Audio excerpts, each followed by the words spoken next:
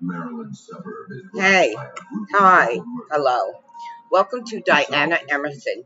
Today we're going to listen to Deadly Smile and Patterns of Guilt. This is the new detective. Okay, with everything getting in the way, I think my laptop had to reboot. But I am also videotaping on my GoPro. Let's see. Let's listen up, and I'll be again up and down. So I'm preparing what I need to do the pasta, and that will probably be done tomorrow or Saturday. Okay, I mean I go on how I feel. Okay, and I did give myself enough time in between the last video, which was give everybody a chance to catch up on. I also want to thank my subscribers, all you guys. I mean, it makes me feel good. Makes me feel I got friends. Not a lot of people, but friends is one thing, and acquaintances is another. But you're the one that I'm talking to, and you're the one that sees into my life. Okay, we're gonna listen up. The affluent suburb of Annapolis, Maryland. I'm going to get the baseball cards and put them in the album. It'll give me something to do. They were my sons from my brother. Violent crime is almost non-existent. On Monday, May 16, 1994, all of that changed. When prominent D.C. attorneys Jean Gamble and her husband Joseph Thomas failed to show up for work, a secretary asked Ricky Cole, a handyman who did work on the couple's home, to check on them. On the front door, he found a note indicating the couple was away on vacation. But that didn't make sense. This was their vacation home. Cole let himself in with a key the couple had given him. Hello? No one appeared to be home. But in the bedroom, he made a horrifying discovery. Underneath the sheets, Jean Gamble and Joseph Thomas lay murdered in their bed. Officers and crime scene technicians from the Anne Arundel County Police Department were quickly dispatched to the scene. Investigators discovered that each victim had suffered a single gunshot wound to the back of the head from point-blank range. Blood was spattered on the wall above the bed. Anne Arundel County Homicide Detective Tim Zawalik was at the scene. When we saw the crime scene and realized that it was contact wounds and the people were basically executed, it was just such a horrific crime that we knew at that point we were dealing with something that was very, very unusual. As forensic technicians began scouring the scene for any clues to the killer's identity, investigators found Joseph Thomas's wallet and his wife's purse. Cash and a few credit cards seemed to be missing. The double murder appeared to be a robbery gone wrong. As police continued searching the house, they found no signs of a forced entry. But a pile of wood mulch on the floor near the unlocked kitchen door suggested the killer's probable entry point. Hoping the suspect had inadvertently left footprints behind, forensic technicians applied fingerprint powder to the floor. The tactic paid off. A sneaker print was revealed.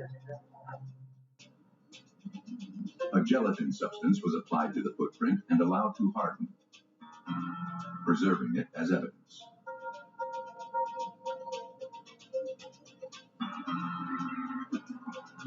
Convinced the killer left the note to keep people away, investigators scoured it for potential clues. The manner in which the date had been written, day first, then month, led them to believe their suspect had served time in the military. Though no usable prints were recovered, Tiny brown fibers were removed from the adhesive on the tape. With no witnesses to the double murder and no obvious suspects to pursue, homicide detectives knew this would be a difficult case to solve. And they feared time was working against them. This person who committed this crime needs to be gotten off the street. If he can do a murder like this so cold and boldly, then this person's going to do it again and again and again. And it's just a scary thought. The autopsies had a little more information to offer. The levels of rigor mortis led the medical examiner to conclude that the couple had been dead for at least 24 to 36 hours before being discovered. That placed the time of death at late Saturday evening or early Sunday morning.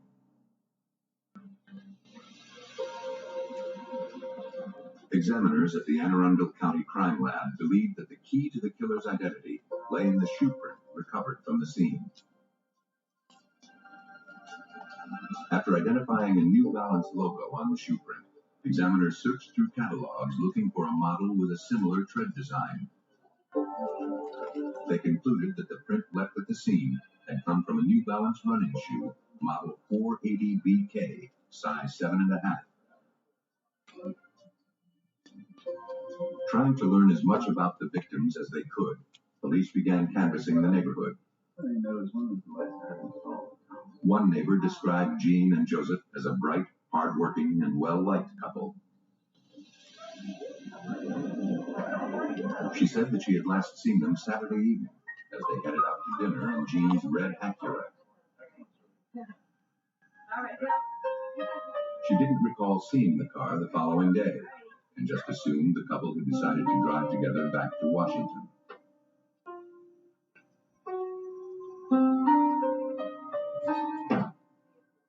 To investigators, it seemed more likely that the car had been stolen. An APB was issued for the vehicle. A short while later, the local bank manager who had been following the investigation in the media contacted police. One of the victim's bank cards had been used to withdraw cash from an automated teller machine. The transaction occurred only hours after the couple had been murdered. Though less than 1/3 of all ATMs were equipped with security devices in 1994, this one had a surveillance camera in place. The man was sitting in the driver's seat of Jean Gamble's red Acura. Investigators believed they were looking at the face of the couple's killer. They worked feverishly to establish his identity. Flyers containing the suspect's photograph were distributed to the public. The publicity paid off. A second bank manager turned over a surveillance tape revealing the same suspect using a credit card belonging to the victims. This second transaction had taken place the day after the murders. And this time, the suspect's shoes were partially visible in the photograph. The photograph was forwarded to the Anne Arundel County Crime Lab. Examiners studied the image in an effort to determine if the shoes worn by the suspect were the same make and model as the shoe that had left the print at the crime scene. Evidence collection supervisor Jeff Cover contacted a shoe designer from New Balance. We actually made a trip to the factory in Lawrence, Massachusetts, and met with their shoe designer there, and who could identify the outsole in the ATM photograph as a New Balance 480. It was the same type of shoe that had left the print on the victim's kitchen floor. Believing that robbery was the motive behind the murders, investigators began scouring dozens of burglary reports, hoping to find photographs of known burglars that resembled the murder suspect. But they found nothing. As homicide detectives continued searching through reports, a detective from the burglary department caught a glimpse of the suspect in the ATM photo.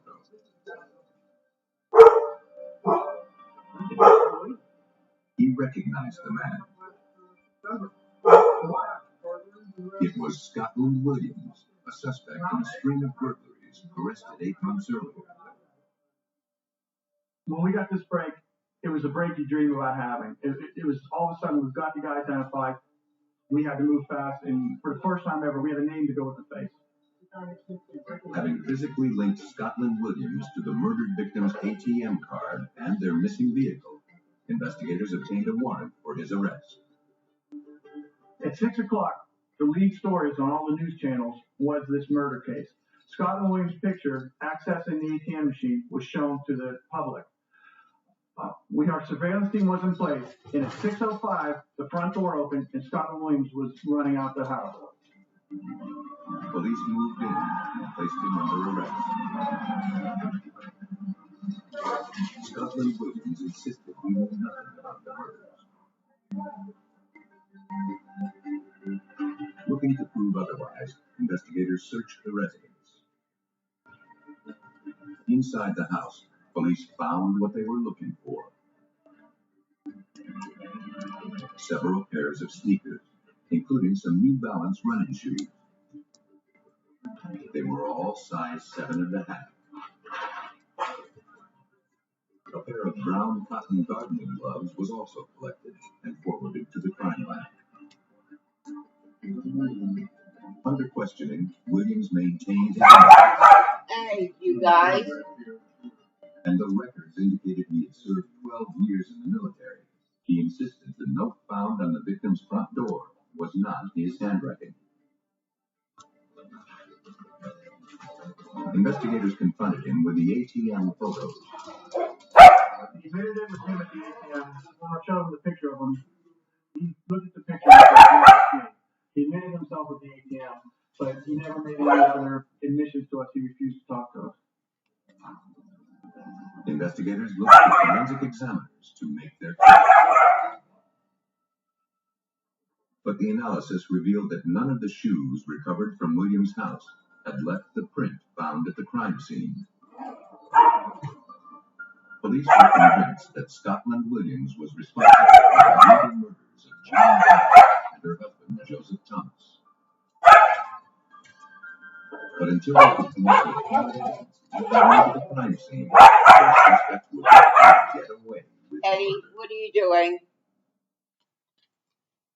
Are you bothering Lulu? Police in Anne Arundel County, Maryland, believed they had arrested the man responsible for the murders of prominent Washington, D.C. attorney Jean Gamble and her husband, Joseph Thomas. The suspect, Scotland Williams, had been captured on tape using the victim's ATM cards, wearing shoes that were consistent with a print recovered from the crime scene. But none of Williams' shoes recovered during a search of his residence produced a match. Hoping to find something that may have been overlooked, detectives went through every page of Scotland Williams' burglary reports from 8 months earlier. They found the one clue they needed to make their case. This is something flying Detectives around. from the burglary division had photographed the soles of Williams' shoes. A Xerox copy of the shoe print was in the file. Using the reference shoe from the manufacturer as a point of comparison, evidence technician Eric Love first determined that the shoe print in the Xerox copy had been made by a New Balance Model 480 BK, size 7.5. Next, he compared the unique wear patterns and nicks on the sole of the shoe print from the crime scene to those present in the Xerox copy of Scotland Williams' shoe. All of the unique characteristics matched. For evidence technician Eric Love, the evidence was overwhelming. We knew that Scotland Williams owned a pair of Model 480 from the Xerox. We also knew that Scotland Williams was wearing a shoe that was consistent with the Model 480 BK the day after the murders. So by analyzing all this evidence, we were able to conclude that indeed Scotland Williams had a pair of 480 BKs, that type of shoe was found at the crime scene, and that the Xerox of Scotland Williams' shoe was consistent with that found at the crime scene. If any doubt about Williams' guilt remained, further analysis erased it. Examiners concluded that the brown fibers recovered from the adhesive tape on the note attached to the victim's front door were consistent with fibers from the gardening gloves found in Williams' home.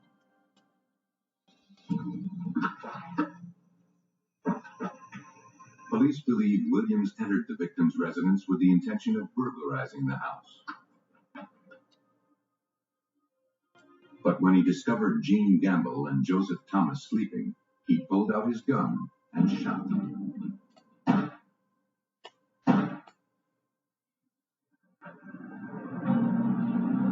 He made off with cash and an ATM card, unaware that he had left behind a clue that would lead police right to him.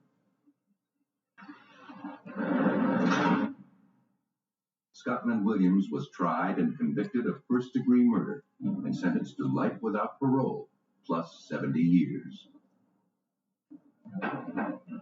Scotland Williams killed his victims as they lay in their own bed. But for some murderers, the first step is to get the victim as far away from home as possible. On June 17, 1986, a passing motorist traveling along Highway 97 in Klamath Falls, Oregon, spotted something lying beside the road. These parts my brother sent to my son. It was a sleeping bag, and it seemed to be in good condition. I have a few collectibles. But when he looked inside, So he found I will items take that it appeared to out, be bloodstained. price these after I'm done getting them ordered. But I did this The motorist before. collected the items and took them So to the it's Klamath pretty Falls much station of the ordered. Oregon State Police. There, detectives began searching the bag. They discovered some items of clothing, a pair of white-winged tennis shoes, a woman's purse, and duct tape attached to green paper towels. All of the items appeared to be bloodstained. Inside the purse, investigators found identification belonging to a 20-year-old woman named Carrie Love. To Detective Kenneth Cooper, the items suggested foul play. It was obvious that we had a female that was missing or possibly a homicide because of the amount of blood on the tennis shoes and in the sleeping bag itself. And the wad of paper towels had duct tape in different layers on it. And when I started opening the paper towels, I noticed clear indentation of what I thought was a nose and the chin area. And it appeared that the paper towels were put on the face. Other items found inside the purse indicated Carrie Love worked for Northern Star Trucking Company, located more than 400 miles away in Seattle, Washington. Detectives contacted the company and learned that Carrie had recently left on a business trip from Seattle to Los Angeles with the company's owner, 42-year-old Jesse Pratt. They were traveling in his 18-wheeler, and their route would have put them passing through Klamath Falls. The information, along with the blood-stained items found along the highway, led investigators to fear the worst. They decided to return to Highway 97, but now they believed they were looking for Carrie Love's body. For 3 hours, the search turned up nothing. And with the vast stretch of highway and the dozens of rest areas, Carrie Love could be anywhere. But then, Detective Cooper remembered one isolated spot in particular, the Chelmsford rest area. There's no facilities there. It's totally unlit. It's behind a full wall of trees. It's totally secluded, And at night, it's absolutely pitch black. And that would be an ideal place to pull a body and cover them up with the gravel. When the detective arrived at the location, he realized his instincts had been dead on. Partially buried underneath a pile of gravel lay the lifeless body of a young woman. For investigators, there was no doubt that Carrie Love had been found. Blood-stained items found along a highway in Klamath Falls, Oregon, led police to the body of 20-year-old Carrie Love, an employee of a Seattle trucking company who disappeared while traveling to Los Angeles on business with her boss. And the evidence suggested her death had been a brutal one. She had been stabbed repeatedly. Her crushed head and torso indicated she had been run over by a large vehicle. Strange bruises on her arm appeared to be tire tracks. Detectives meticulously documented and collected every scrap of evidence. Seeing the young woman so brutalized only intensified Detective Kenneth Cooper's resolve to see that her killer was brought to justice. When you run into something like that, it's hard not to get personal. It's important that you do everything correct. Because at this point, you know beyond any doubt, if you don't do it perfect, you could lose it in court. And you can't afford to do that. Because at that point, we become this person's mouthpiece. We're the ones that's going to scream justice for her because she's unable to at this point. At autopsy, the medical examiner determined that Carrie had been asphyxiated, then stabbed 12 times before being run over. The stab wounds were consistent with those caused by an ice pick or a knitting needle. She had also been raped, though no usable biological evidence was recovered.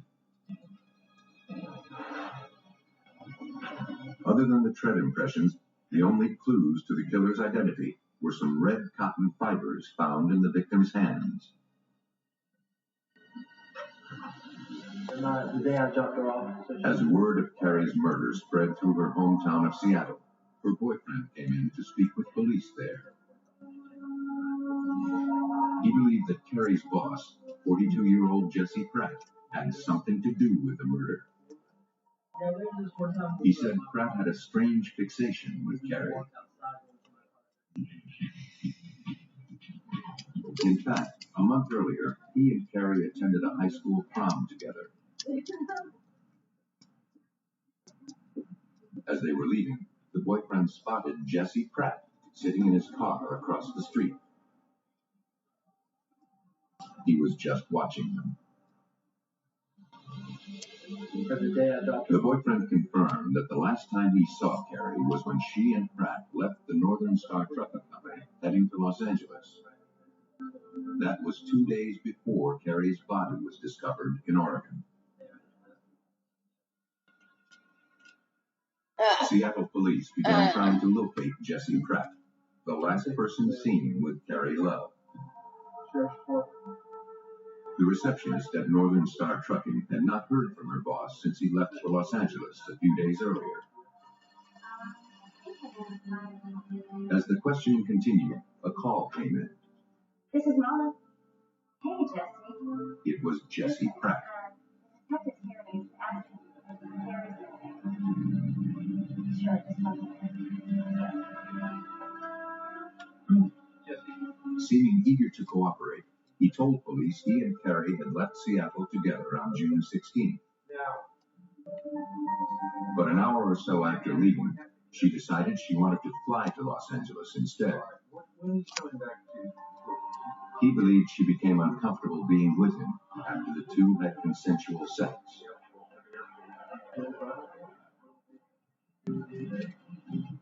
Pratt said he drove her to the Seattle airport and continued on to Los Angeles. He said he was currently in Phoenix, Arizona, making a delivery, but he would be back in Seattle the following day. But police didn't want to wait. An APB was issued for his rig. A few hours later, Arizona authorities spotted the 18-wheeler just outside of Phoenix. When Jesse Pratt could not provide a valid trucker's license, police took him into custody. His truck was impounded for a thorough examination. Oregon State Police detectives flew to Arizona to question Pratt themselves. By the time they arrived, however, Pratt had hired an attorney, and he advised his client not to answer any questions.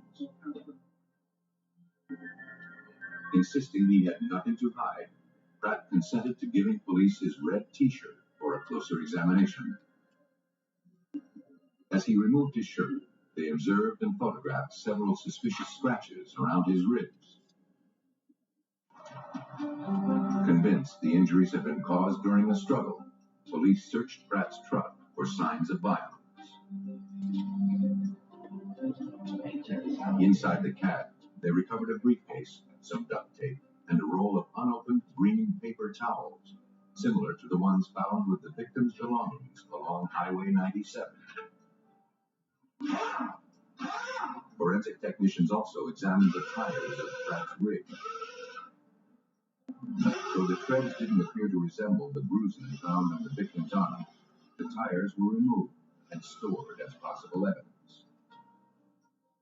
For Detective Sergeant Richard Stroop of the Oregon State Police, the search of Pratt's truck had failed to produce evidence of murder. Interestingly, the truck itself did not provide us with any significant evidence, and I think that in and of itself was significant, at least to me, because it was very obvious this thing had been clean. It was spotless. There was no forensic evidence found in the vehicle, and you would have expected to see something there. So obviously, it was obvious to us that Jesse Pratt had cleaned that truck out pretty thoroughly. Investigators scrutinized the contents of Pratt's briefcase. They found a potential clue, a gas receipt from a truck stop located 100 miles south of the Seattle airport. The receipt was dated the evening of June 16th, 2 days before Carrie Love's body was found. Perhaps someone there remembered seeing Pratt. The attendant who worked that evening was shown a photo lineup and asked if anyone looked familiar. Without hesitation, he pointed to Jesse Pratt. The attendant remembered him well. What stuck out in his mind was the mismatch between Pratt's unkempt appearance and that of the attractive young woman traveling with him. They had stopped to fill up. The young woman asked about using the restroom, but the driver seemed to be in a hurry, yelling at her to hurry up. The attendant remembered feeling that the two seemed like an odd pair. When asked if he could identify the woman traveling with Pratt, he picked out Carrie Love. Investigators knew that Pratt could not have dropped Carrie off at the Seattle airport as he previously claimed. Jesse Pratt had been caught in a lie. At the crime lab, examiners compared fibers from Pratt's red T-shirt with those recovered from Carrie Love at autopsy. The shape, color, and texture of the fibers were all consistent. Though the case was largely circumstantial, a jury found Jesse Pratt guilty of first-degree murder. But this case was far from over. In January 1990, Pratt's conviction was overturned on appeal, and a new trial was ordered. Oregon State Police wasted no time preparing for the next trial. They were determined to present the new jury with a bulletproof case. And the best way to do that was to prove that the strange bruises found on the victim's arm had come from the tires of Pratt's 18-wheeler. Photographs of Carrie Love's injuries and inked impressions of Pratt's tires were forwarded to renowned tire tread expert Pete McDonald in Hudson, Ohio. First, he confirmed the contusions on the victim's arm had been made by a tire, but not from the outer tread. The marks, which appeared as bars on the victim's arm, had come from design patterns located on the side of the tire. And all of the bars were the same size and shape except one. For McDonald, that was a telltale sign that the tire he was looking for had been retreaded. The contusions on the victim's arm captured the exact spot where the old tread had been spliced with the new one. Looking for a match, he traveled to the Oregon Crime Lab to view the evidence himself. After viewing the side design patterns of all 18 wheels, McDonald believed the right rearmost tire, which had been retreaded, looked the most consistent with the injuries found on Carrie Love's arm. Using carbon paper, he traced the tire, creating an exact reproduction for later comparison.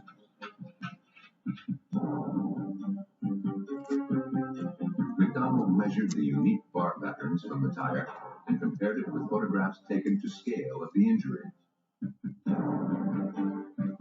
All of the dimensions match. Next, McDonald created a model that would help the new jury understand how an 18-wheel truck would run over a person with only one tire. I made a little model of the victim's body to scale with this tractor trailer. And then I moved the tractor trailer, and as you can see, this right rear tire, and only the right rear tire, is making the imprint. And now the inside of that tire is coming across the inside of the victim's arm. Still, McDonald knew from experience that his analysis was not foolproof. He contacted the manufacturer of the retreaded tire for specific information. Whenever I end up going into court, I find that the defense attorney is going to logically say, well, you've identified this tire imprint, but there are millions of these tires out there. I called this manager, and he informed me that there were very few tires, like 300 of this brand, and only about 100 of this actual size. The manager discovered he still had the bill of sale for the retreaded tire that had run over Carrie Love. Northern Star Trucking had purchased it. Ironically, the check for the tire had been signed by Carrie Love herself, just a few weeks before she was murdered. Police believe that as Pratt and Carrie passed through Klamath Falls, Oregon on the way to Los Angeles, he pulled off the road at a rest area and made sexual advances toward Carrie. When Carrie resisted, Pratt raped and killed her, then buried her underneath the gravel and drove his truck over her body. Damn. But that's The it. jury found Jesse Pratt guilty of aggravated murder. On April 16, 1991, he was sentenced to death by lethal injection. All of his subsequent appeals have been denied. Jesse Pratt believed that burying his victim would conceal his crime. But others will manipulate the crime scene itself, hoping to send investigators in the wrong direction. St. Paul, Minnesota, March 20th, 1996. An early morning 911 call brought police from the St. Paul Police Department to the home of 31-year-old Stacy Brown. Stacy's estranged husband had stopped by the house and discovered his wife dead on the couch. She had been brutally beaten and strangled to death. The position of her body on the couch and the fact that she was nude from the waist down suggested she had also been sexually assaulted. While examining the body, homicide detective Keith Mortensen found a strange clue. There were odd-shaped contusions and bruising on the inside of the victim's leg. I thought that it was an odd location for a bruise, for someone to normally get a bruise. Typically, I think if you get a bruise, it's on the shin area or on the front of your leg, sometimes on the side from bumping into something, but more unusual to get it on the inside of the leg. Though Stacy appeared to be the victim of a sex crime, a closer examination of the scene led investigators to have some doubts. One of her legs was up on the arm of the couch, yet there was a coffee table there with a number of items on it which were undisturbed. Her underwear were on the floor at the base, or kind of by her right foot. And again, it didn't appear to be in the position that it would be at if someone were attacking her sexually. Investigators now had to consider that this crime scene had been staged in an effort to conceal the real motive behind the murder.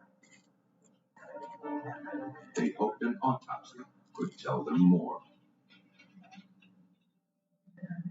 Police in St. Paul, Minnesota had no doubts that 31-year-old Stacy Brown had been brutally murdered in her home.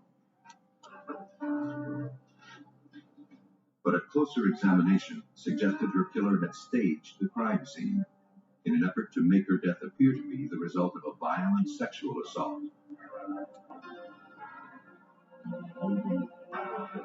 At autopsy, the medical examiner concluded that Stacy had died as a result of asphyxiation.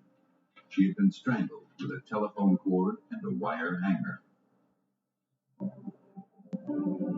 And despite the fact that Stacy had been found nude from the waist down, he found no physical evidence that she had been sexually assaulted. He was also unable to explain the source of strange bruising found on Stacy's leg. Convinced the crime scene had been staged to throw investigators off the killer's trail, police believed the suspect would be someone close to the victim. 34-year-old Lewis Brown, Stacy's estranged husband, and the man who discovered her body, was brought in for questioning. He was devastated that Stacy was gone. Brown, who wears leg braces as a result of childhood polio, stated that he dropped by the house early that morning to drop off presents he bought for his youngest daughter. When he noticed the keys dangling in the front door, he made his way inside. That's when he discovered his wife dead on the couch.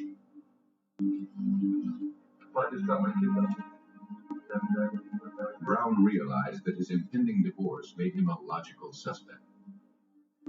But he insisted he still loved Stacy, his wife of 8 years, and the mother of his 3 children.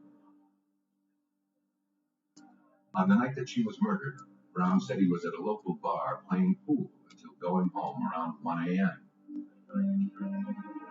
He could think of only one person who would want to hurt his wife, a man involved with Stacy's best friend, Rebecca. Rebecca was contacted, and she agreed to an interview. She admitted that her boyfriend, Juan Tran, and Stacy had not gotten along. Stacy felt Tran was abusive and had urged Rebecca to end the relationship. But Tran became enraged by Stacy's meddling. A few days before the murder, he had smashed out the windows of Stacy's car. And later that same evening, there was another incident.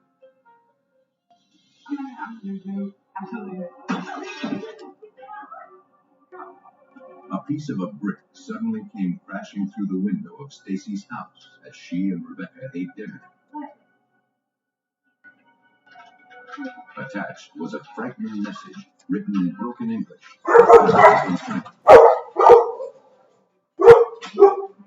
The message threatened Stacy's life and warned her to stay out of Fran and Rebecca's business. Stacy had reported the incident and gave police the brick and the letter. Despite Fran's temper, Rebecca didn't believe he was capable of murder. Police felt otherwise. Quan Tran was considered a suspect in the breaking of the porch window, as he had just been there and broken out some windows on a car. It also left him as a suspect in the murder case as well, because of the involvement. If we could link the other two incidents together, then maybe we can link him to the murder as well. Tran was picked up and brought to the police station. Under questioning, he admitted smashing the victim's car out of anger, but he adamantly denied throwing a brick through her porch window. He also denied any knowledge of Stacy's murder. But investigators noticed scratches on his hands. And on the sleeve of his jacket, there were stains that appeared to be blood. He claimed he had injured himself at work. Police took the jacket and forwarded it to the crime. Okay. I see you. Wait, what time is it?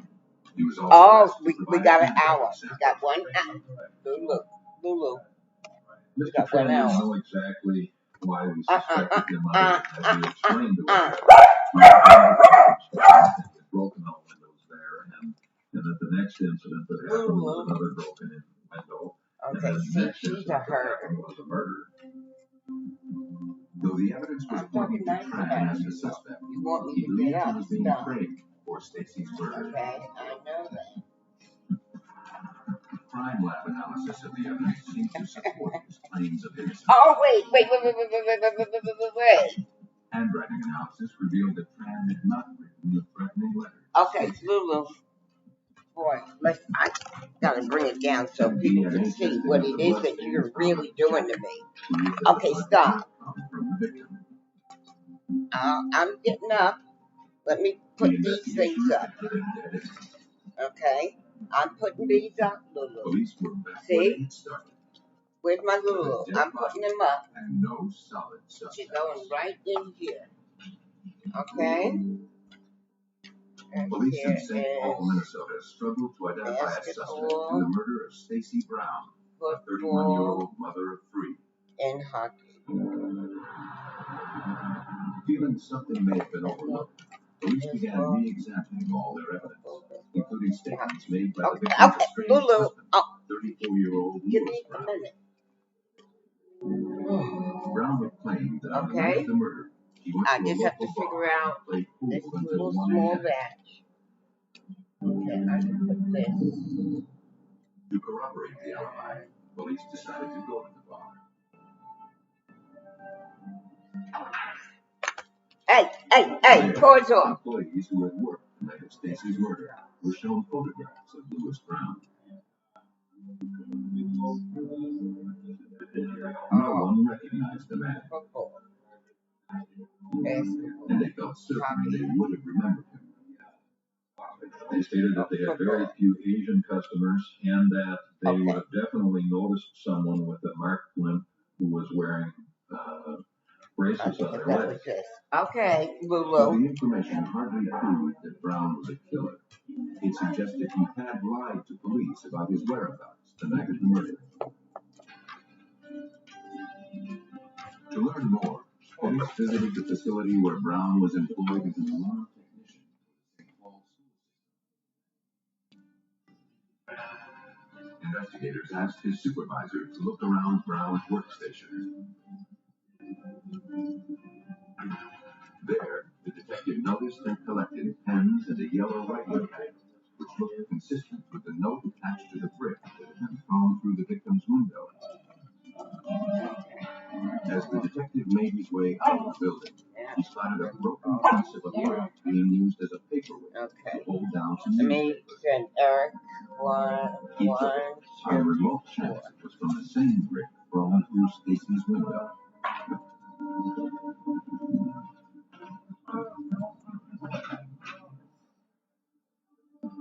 When the edges of the two broken pieces were lined up, Detective Mortensen was astonished to find a perfect fit. Louis Brown, not Juan Tran, had thrown the brick with a note written in broken English through his wife's window. Though Brown's efforts to frame Tran had backfired, police still lacked hard evidence linking him to the murder scene. They obtained a warrant to search his house.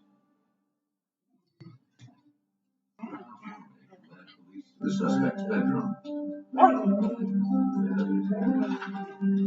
There, investigators found a few articles of clothing that appeared to be bloodstains.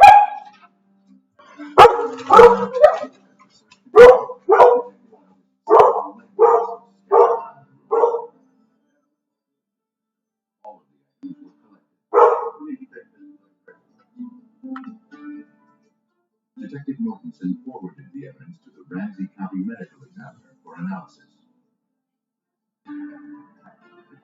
There, Dr. Michael McGee worked the case. After reviewing the autopsy photos, he believed that identifying the source of the bruises on Stacy's leg would be the key to exposing her killer's identity. They had a peculiar appearance to it. Okay, now what's the problem over here? Get off of her and get off of her like that. You're not supposed to be mounting her. Object that was machined. Then, the prime suspect, Louis Brown, wore leg braces. Okay. Okay, just a minute. Give me a minute. From the suspect's bedroom. Lulu. One in particular caught his attention. It contained a neat Getting up. Oh. Move. Dr. McGee superimposed the hinge of the leg directly on top of a photograph of the wound. The abrasion in the open position matches exactly with the abrasion the injury is present. The open edges of the hinge are responsible for an area of abraded tissue present on the subject's leg. The spaces in the part of the mechanism here are responsible for the clear spaces present on the injury. The bruise that extends in an upward L fashion is due to the smooth aluminum strut.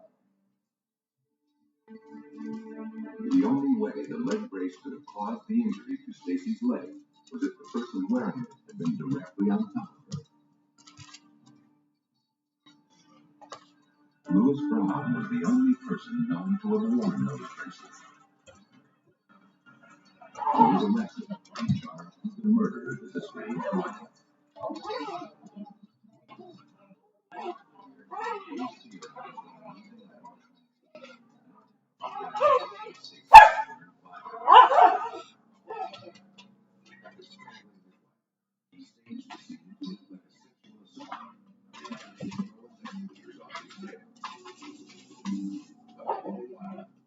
Leg brace had pressed down on her leg. On January 31st, 1998, a jury found Louis Brown guilty of murder. A few days later, he was sentenced to life in prison. When leaving the scene of the murder, most killers believe they have successfully covered their tracks. But no matter how hard they try, Louis' identity always remains. Examiners uncover and expose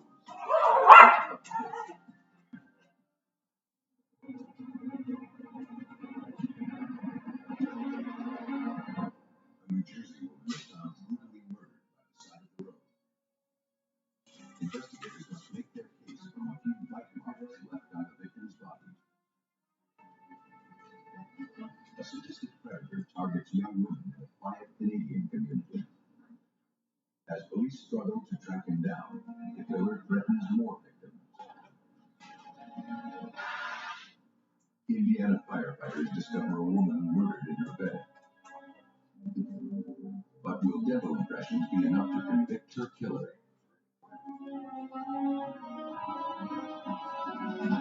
Some murderers are compelled to leave a very personal mark on their victims. But with the help of forensic odontologists, police can use those marks to capture those who kill with a deadly smile.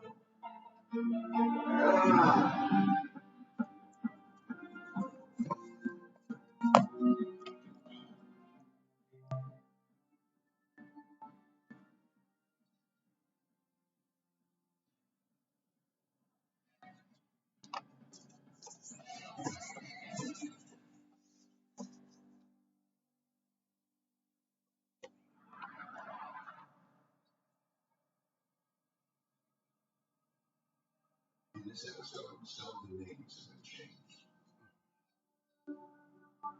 Just after midnight on August 12, 1994, police in Woodbridge, New Jersey were dispatched to a remote area just off Route 1.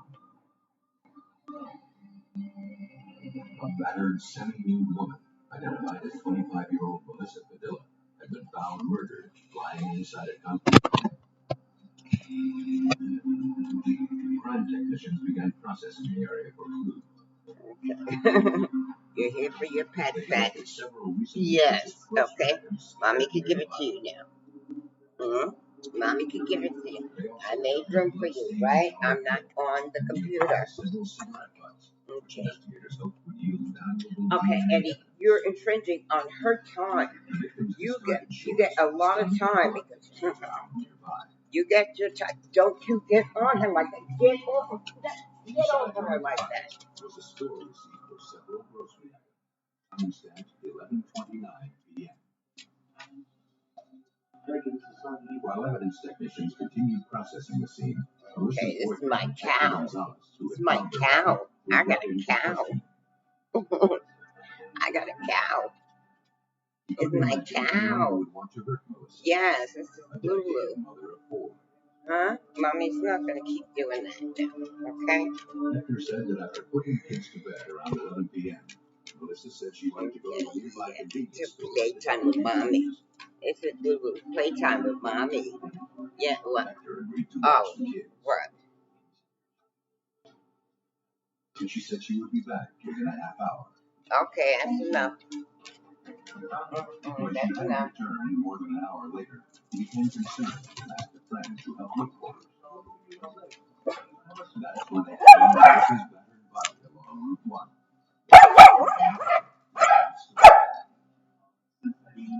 Hector later agreed to take a polygraph examination. Test results indicated he had nothing to do with Melissa's murder. Though police had no obvious suspects, the motive behind the murder seemed clear. Middlesex County Prosecutor's Office Lieutenant Lawrence Nagle worked the case. Okay, what? Okay. The woman that was found at the scene was Not found dinner time yet. Not yet. Still got a little time. to the face area. Initial impressions were Yeah. to Get it. a sexual type Okay. situation. Kill. Autopsy. The medical examiner concluded that Melissa Padilla Good job. Good job. Down. Down. No, Lulu, we forgot, huh? Come on. Sit. no biological evidence was recovered. Down. Down. That's it. All the way. Okay. Eddie. The ones found Stop. in Sit. Melissa's chin. No, come here. Eddie. Sit. Eddie. Good job. Good job. Okay, both of you. Get a treat. Precisely photographed them to scale. One treat. Board of Forensic Odontologists. Sit. Sit. Sit.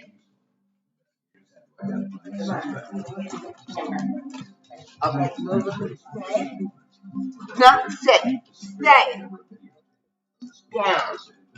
Down. You don't have to get all the way up. You know what I mean?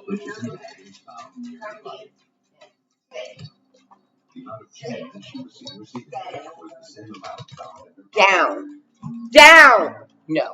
But no one who appeared in the video looked suspicious. Stay. Down. Down. No. DNA was found in the cigarette pack. Stay. Down. Down. Down. Good job. Up. Stop. Come front. Eddie, you're going to take a lot of time. No. Now down. Down. Eddie, down. No. Sit. Down. Down. Down. Down. No, yet. The nature of the crime suggested anger. Okay. The victim was really brutalized. There had to be a lot of pain involved. And we Oh boy, huh? that the bite mark on the chin Hope I can lose some weight here. It's the only place I really need it. I need to get rid of. I wish I had big thighs and big legs, so I wouldn't look like a toothpick. Okay, that's okay. It's okay. Suck all this in. Must be a better way.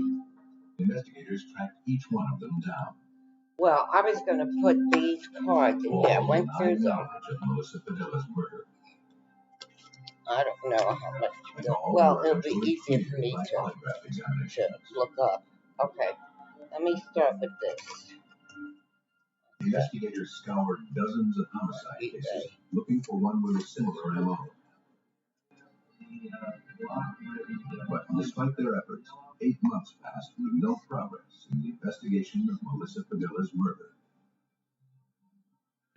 But in April 1995, investigators received a call from the Maine State Police. Oh, before I start Authorities there were requesting background information on a Woodbridge, New Jersey resident, 31-year-old Stephen Fortin, who was in their custody for sexually assaulting a female Maine State Trooper.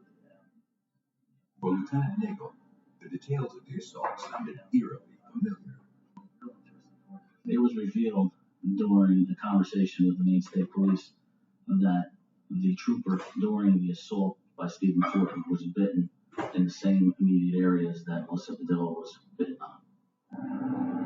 Hoping this was the break they had been waiting for, investigators traveled to Maine to speak with the trooper, who was still recovering in the hospital. The investigators immediately noticed that the trooper had sustained bite marks on her chin, the same spot where Melissa Padilla had been bitten. The off-duty trooper said she saw a car parked on the side of the road, facing oncoming traffic.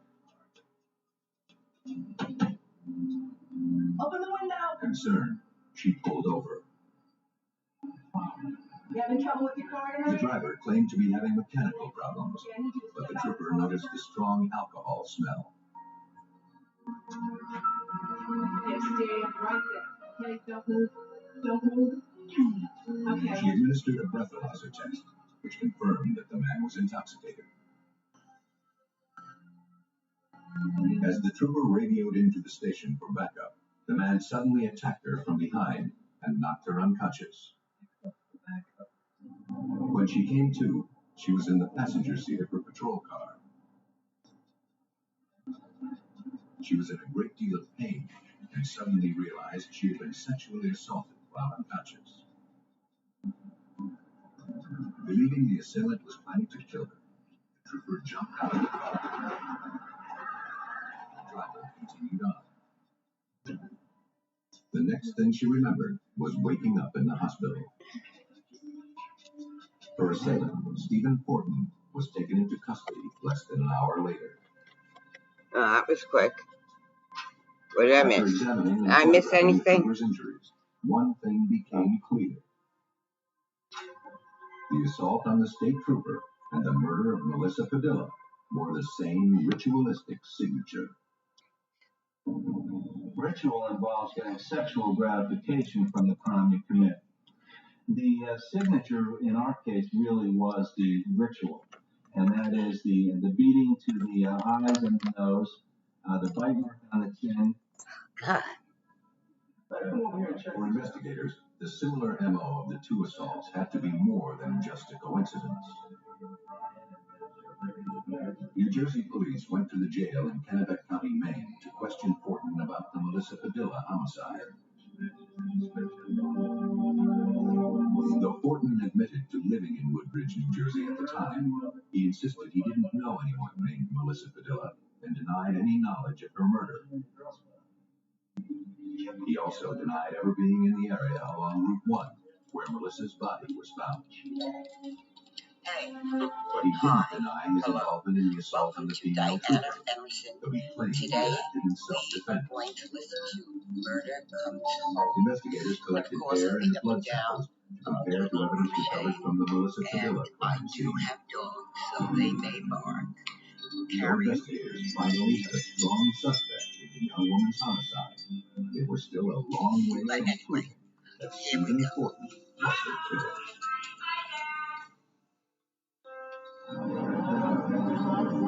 With only bite mark evidence to work with, police in Woodbridge, New Jersey struggled to solve the brutal murder of Melissa Padilla, a 25-year-old mother of 4. After several months with no lead, police learned of a similar assault more than 300 miles away. The suspect in Woodbridge, Stephen Fortin, had recently moved there from Woodbridge. While waiting for DNA analysis, New Jersey authorities interviewed Fortin's friends and associates. Getting a little warm. Maybe I should just step outside for a little bit. Because we haven't been out today. Okay, we haven't gone out on the patio today. Get some fresh air.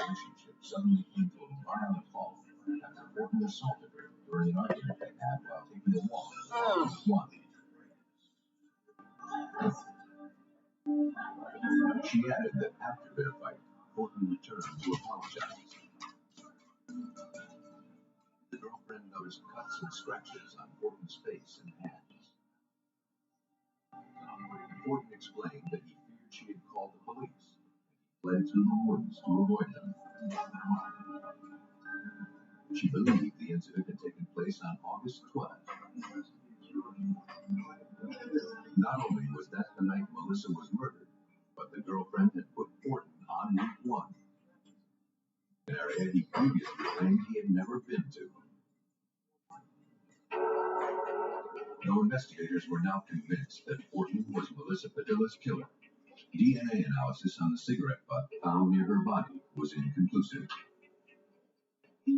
Examiners analyzed all of the evidence found at the crime scene again, hoping something may have been overlooked. But nothing was found. For Identification Officer Jim O'Brien, it was clear that the bite marks would be the crucial link connecting Stephen Fortin to Melissa's murder. The DNA results were inconclusive. We had no hairs or fibers from Stephen Fortin found on the victim's body, and I never developed any fingerprints on any of the evidence that came back to anyone except the victim herself. Therefore, the photographs of the bite marks on the victim's body were very, very important in terms of physical evidence and in terms of putting Stephen Fortin at this crime scene. In April 1995, Stephen Fortin was taken to the office of Dr. Brian Morin, a dentist in Waterville, Maine. To prove Fortin had made the bite marks on Melissa's body, investigators first needed models detailing every unique feature of his teeth. First, photographs of the suspect's teeth are taken using a millimeter ruler, so examiners can accurately determine the scale of the photos for later comparisons to pictures of the victim's injuries. Then, impressions of the upper and lower teeth are taken using a substance called dental stone, a material similar to plaster. After the molds are allowed to harden, Morin then grinds them down to remove excess material, allowing examiners to clearly see the unique features of the teeth. The molds of the suspect's teeth, in addition to life-size photographs of the bite mark injuries, are all examiners need to perform the analysis. Dr. Tom Richardson, a forensic odontologist in Portland, Maine, explains the process. The molds of teeth are the casts. They are the likeness of the individual's teeth in size and in shape. The photos are from the individual or meeting that was bitten, and they are life size as well. We take the casts, put an overlay, got a half an hour, Lulu, on the photo, and we either are going to have a match if the photos are good and the marks are there, or we're not going to. Using a computer program, examiners demonstrated how the casts made of Stephen Fortin's teeth lined up perfectly with the bite marks on the victim's chin. The spacing between Fortin's teeth, the dimensions of the arches of but you seem to be forgetting some of your training. Okay, we're going to be heading back to Healing for Heroes. Okay, so Lulu can freshen up. Okay, and it's going to be soon. I'm going to find out what's going on. Do you think you're going to be ready? We'll do some training here too. No, I'm not scratching your ass. Sexually assaulted her before finally strangling her to death. In February 2001, he was sentenced to death in New Jersey for the murder and aggravated sexual assault of Melissa Padilla. He also pled guilty to charges stemming from the beating and sexual assault on the Maine state trooper. He received a maximum 20-year sentence. Stephen Fortin found gratification in a brutal ritual. But 3,000 miles away in Canada, in a quiet suburb of Vancouver, one killer took perverse satisfaction from taunting the detectives on his trail. Abbotsford, British Columbia, Canada, October 14, 1995.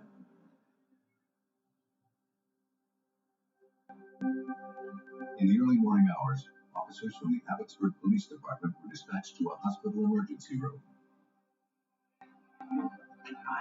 There, they found 16-year-old Melissa Connor, still recovering from a brutal beating she sustained a few hours earlier. Melissa told investigators that she and a friend, Tracy Sawyer, were on their way to a party when a man wielding a baseball bat jumped out of the bushes and attacked them. During the struggle, Melissa was knocked unconscious. When she came to, Tracy and the assailant were knocked out. Though her recollection of the attack was still a bit hazy, Melissa was certain she had never seen the man before.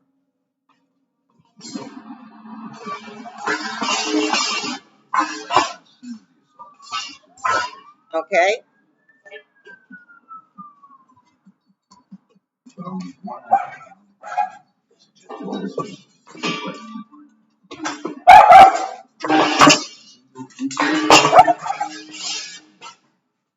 She wants to be fed early. Okay, that's what I go through each day. They're like two 2-year-olds. There were witnesses in the area. Are you done, Lulu? Witnesses that we established there had only heard screams in the early hours of the morning.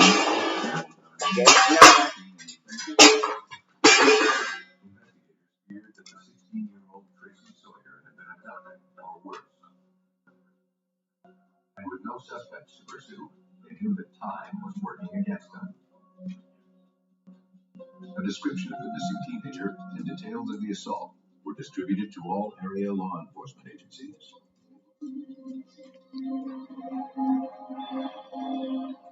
A few hours later, a man fishing along the Better River noticed something on the riverbank. As he moved closer to get a better look, he realized surprised he had found a human body.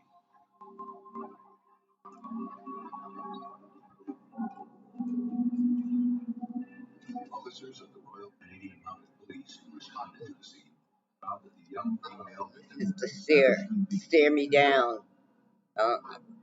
Did you want me to feed you early? I mean, a half an hour earlier?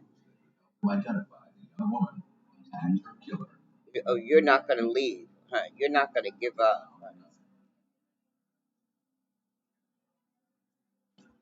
Still, Okay. officers of the Royal Canadian Mounted Police believe this missing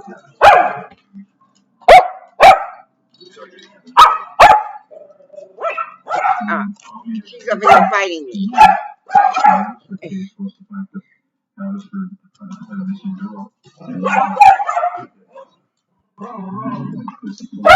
Eddie?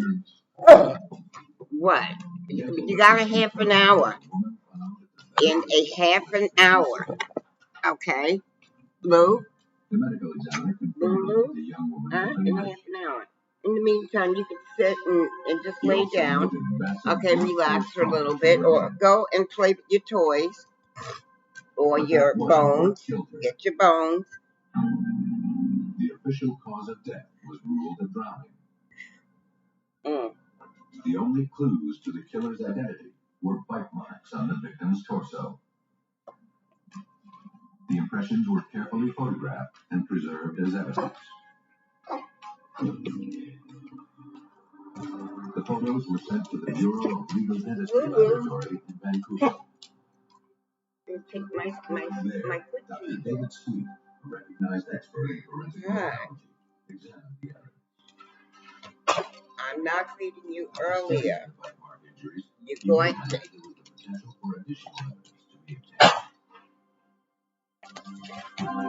A new technique was available for recovery of saliva from the bite mark. We could even determine if DNA was available from the saliva and then possibly match that up to the suspect when and if one was made available.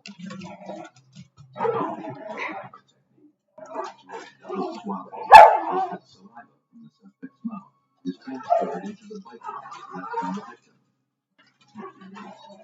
As demonstrated here, Dr. Sweet first dampens a sterile swab that is still wet, then wipes it across the impressions, rehydrating any saliva cells in the bite marks. Then he applies a second dry swab to the wounds, which will act as a sponge and collect the rehydrated cells that contain the suspect's DNA. Dr. Sweet performed the procedure on the teeth impressions found on Tracy Sawyer. And though she had been submerged in water for some time, he was confident the double swabbing technique would yield DNA evidence. Despite the fact that the body had been in water, the saliva is sticky enough in order to remain there. And if you can use some methods to collect that evidence that's there, even in trace forms, you'll have enough to test and to analyze. The procedure was successful. Minute traces of the killer's DNA was collected. But for that evidence to be useful, investigators would now have to find a way to identify a suspect.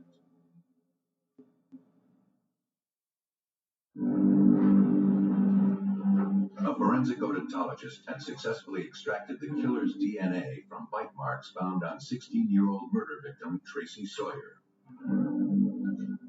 But for the evidence to be useful, police in Abbotsford, British Columbia, now had to identify a suspect. They turned to the victim's parents for information.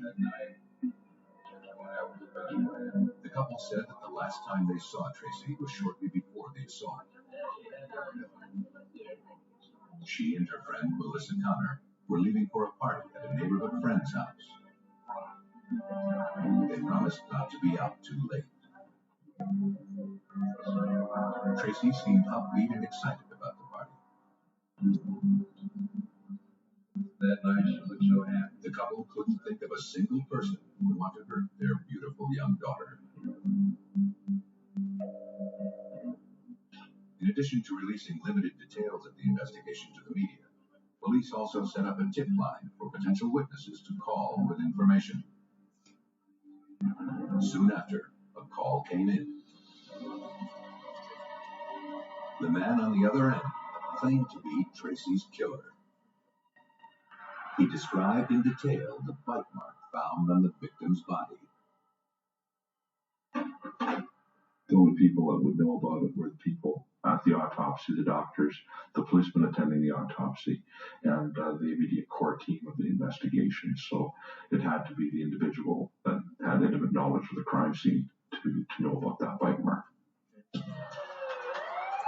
Police traced the call to a nearby payphone and rushed to the scene. But no one was there. Technicians thoroughly dusted the phone for any fingerprints the suspect may have left behind. None were found. A short while later, Abbotsford police dispatchers received a 911 call. During the conversation, which was recorded by police, a man identified himself as the killer.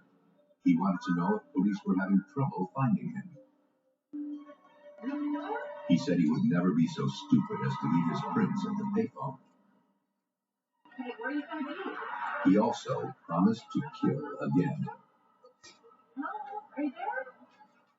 It's not very often that a suspect starts phoning the police and threatening to attack again, threatening to do the same thing over again, and basically taunting that you're not going to be able to catch me, I'm going to do this again. Desperate to stop this killer before he struck again, police turned back to Melissa Carter. Oh boy. Lulu. We're getting aggressive. Huh? Eddie, leave her alone. Eddie. She's trying to get mommy daughter time. Yeah. Eddie, stop it. Eddie, get off of her. Hey, what is the matter with you? Okay, now, Lulu, what? You want to play with me till it's time to eat? Huh? Is that what it is? Okay, off. All right, oh, you're taking a more time. Come on. Where's my girl? Where's my big girl? It's my big girl. Yeah, it's my big girl. It's my big girl. Lulu, she's my big girl. Oh, yeah, oh, strong. Oh, God, I don't know how Eric can lift you up. I love you. Yes, I love you. And get that hugs in. Hey, Eddie, what are you doing? Okay. You're not done yet. Huh? You're not done getting all your hair on me. After taking impressions of the suspect's teeth, forensic odontologist Dr. David Sweet compared them to the bite marks found on Tracy Sawyer's body. But investigators would be frustrated by the results of this analysis. It became obvious very quickly that the spacing and the shapes of his teeth were much different than the teeth that would be necessary to cause this bite mark. Oh, and DNA samples from the suspect did not match the DNA Dr. Sweet had extracted from the bite marks. John Heller was eventually cleared as a suspect in so that I Tracy's could murder. rush you. Then you run off as if I just Soon after, the taunting phone calls from the Abbotsford did something wrong. Okay, make sure it was done. Frustrated, authorities came up with a plan. Convinced that someone somewhere knew the killer, they decided to release the recordings of the Abbotsford killer's taunting phone calls made to police. The general public were able to hear a large variety of voice characteristics of the individual who was calling us. That was our goal. We also had that tape on a call by a police officer. So anybody could call the individual number and just listen to the tape. They didn't have to talk to the police officer. They could just listen to the tape. The plan appeared to be a success.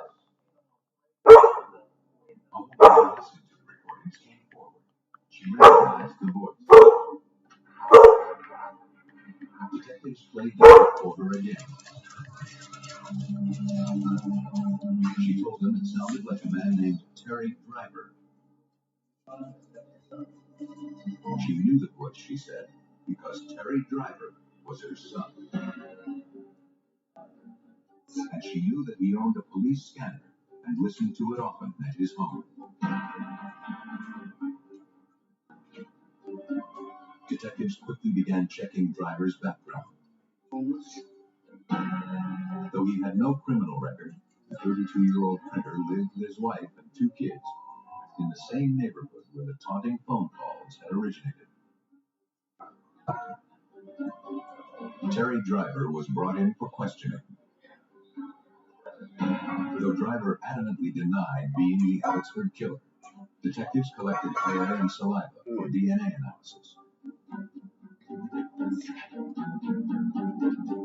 Photographs and wax casts of Driver's teeth were also taken.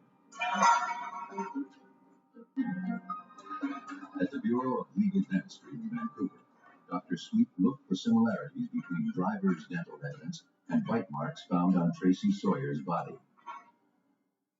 I produced a clear overlay with the biting edges of his teeth recorded on it at life size, and then compared that to the photographs that were enlarged to life size also. Dr. Sweet identified several unique characteristics in the suspect's bite that convinced him that Terry Driver's teeth were consistent with the bite marks on Tracy Sawyer's body. He had some chipped teeth as well as some crowding or rotations of teeth so that they were out of position and not where you would normally find them. This made his teeth unique from everybody else's, and those features were recorded in the bite mark also. But the irrefutable proof came from the DNA analysis. Terry Driver's DNA profile matched the profile of the DNA Dr. Sweet had extracted from the bite mark injuries. Okay. Dr. Sweet's double swabbing technique helped police clinch their case against a sadistic killer.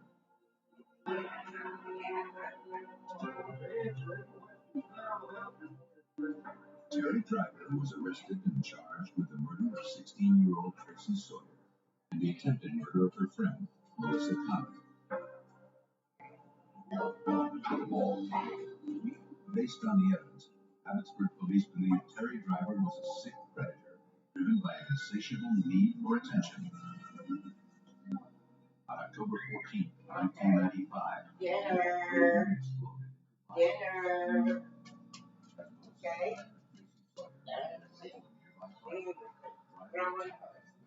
Dinner went all around. Dinner. After viciously raping and killing Tracy, Driver set out to taunt police and to prove that he was invincible. In October of 1997, Terry Driver was convicted of the sexual assault slaying of Tracy Sawyer and sentenced to life in prison. He received an additional 10 years for the attempted murder of Melissa Connor. Terry Driver was compelled to call attention to his crimes.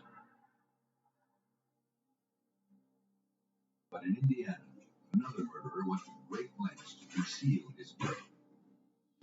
On October 6, 1990, at 11:37 p.m., firefighters in Shelbyville, Indiana, responded to a blaze at a nearby apartment complex. The fire was coming from the bedroom of 42-year-old Shirley Sturgeon, a tenant who lived on the second floor.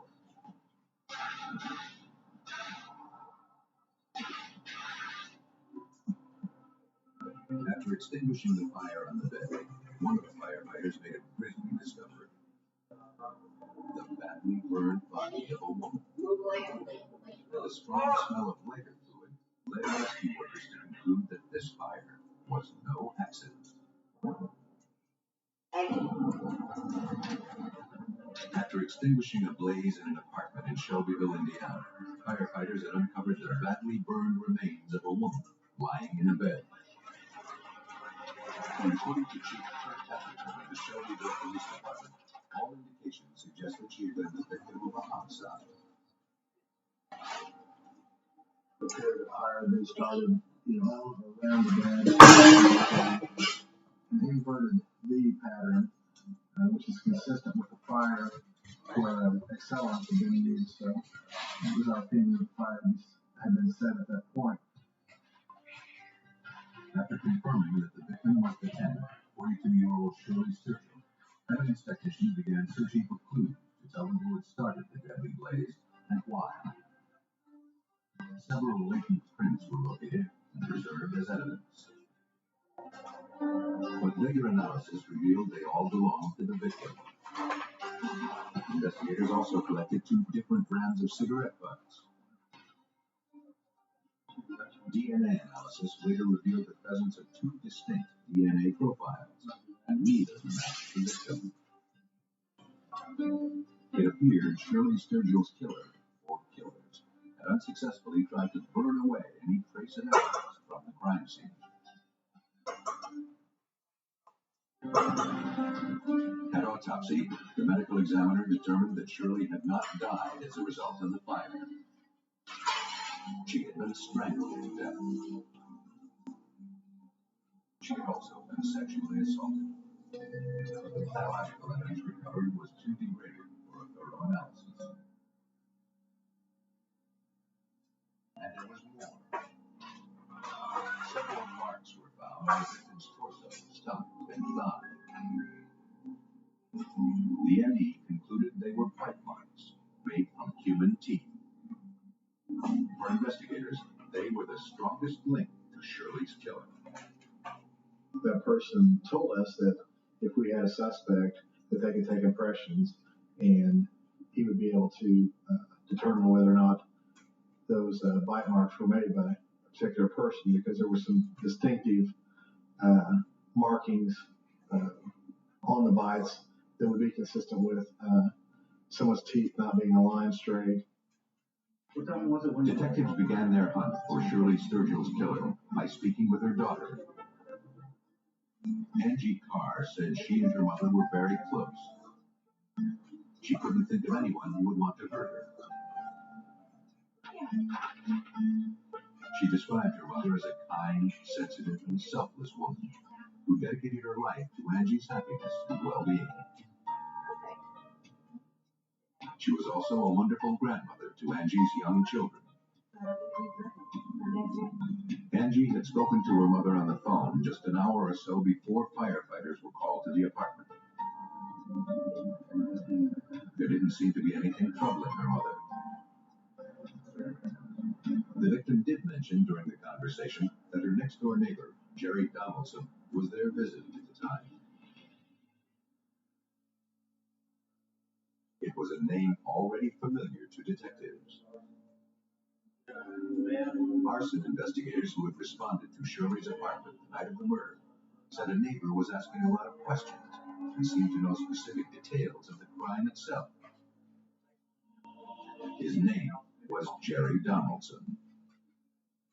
They said that the neighbor was telling him several things about the crime that he felt no one else would probably know. Donaldson was brought in for questioning. He admitted visiting Shirley the night she died. She had hurt her back recently, and he checked in on her periodically to see if she needed anything. He said they watched TV, and about 10:30, after smoking a cigarette, he went home. When asked how he knew so much about the murder, Donaldson claimed he'd overheard the firefighters talking. He agreed to provide hair samples for a DNA analysis. Donaldson's DNA was consistent with DNA recovered from one of the cigarette butts found in the victim's apartment. And though he had never denied being there, investigators were convinced he knew more about the murder than he claimed.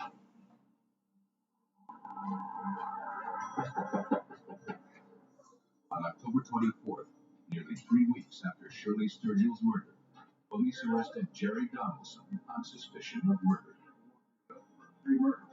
They also obtained a court order requiring impressions of his teeth to be made.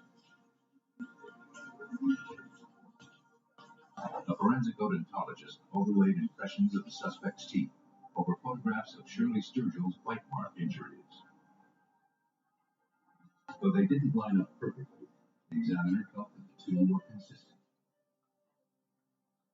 But the suspect's lawyer saw to it that Donaldson would never stand trial for murder.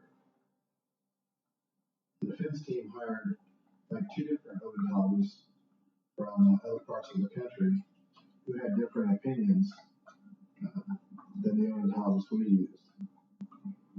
The prosecutor and his staff sat down with the defense team and went over the discrepancies, which eventually led to the release of the suspect. For Shelbyville detectives, the setback was frustrating. The investigation into Shirley Sturgill's savage murder had ground to a halt. Investigators were back to square one and with no obvious suspects to pursue. Shelbyville, Indiana police struggled to solve the brutal homicide of 42-year-old Shirley Sturgill. Though teeth marks had been found on the victim's body, investigators had no other clues to the killer's identity. A year after the homicide, the case was turned over to Captain Bill Dwanger. One of the things that struck me as odd was the amount of anger or rage that was built up inside someone that could inflict these type of injuries on another human being. After re-examining dozens of witness statements taken over the previous year, Dwanger noticed that several people had commented that Shirley and her son-in-law had not gotten along. Though that didn't seem so unusual, investigators decided to talk with Shirley's daughter Angie again, and to her husband, John Del Carr.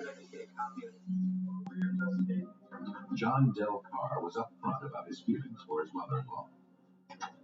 He didn't like her, and they argued often. Mostly about Shirley's constant interfering with his marriage. He said that on the night of the murder, he was with an old army buddy who was visiting from out of town. He hadn't seen Shirley that day. Angie corroborated her husband's alibi. Though John Del Carr was still considered a suspect, police had no evidence against him. But a month later, detectives learned that John Del Carr had been arrested for murdering a young woman in nearby Hamilton County, Indiana. Though no bite marks were left on this victim, she had been sexually assaulted and strangled to death. The same MO as the murder of Shirley Sturgill. Shelbyville detectives drove to the state prison to speak with John Del Carr and obtain potential evidence. But the suspect was uncooperative and refused to answer any questions. Investigators ultimately collected hair and blood samples for DNA comparisons with evidence recovered from Shirley's apartment.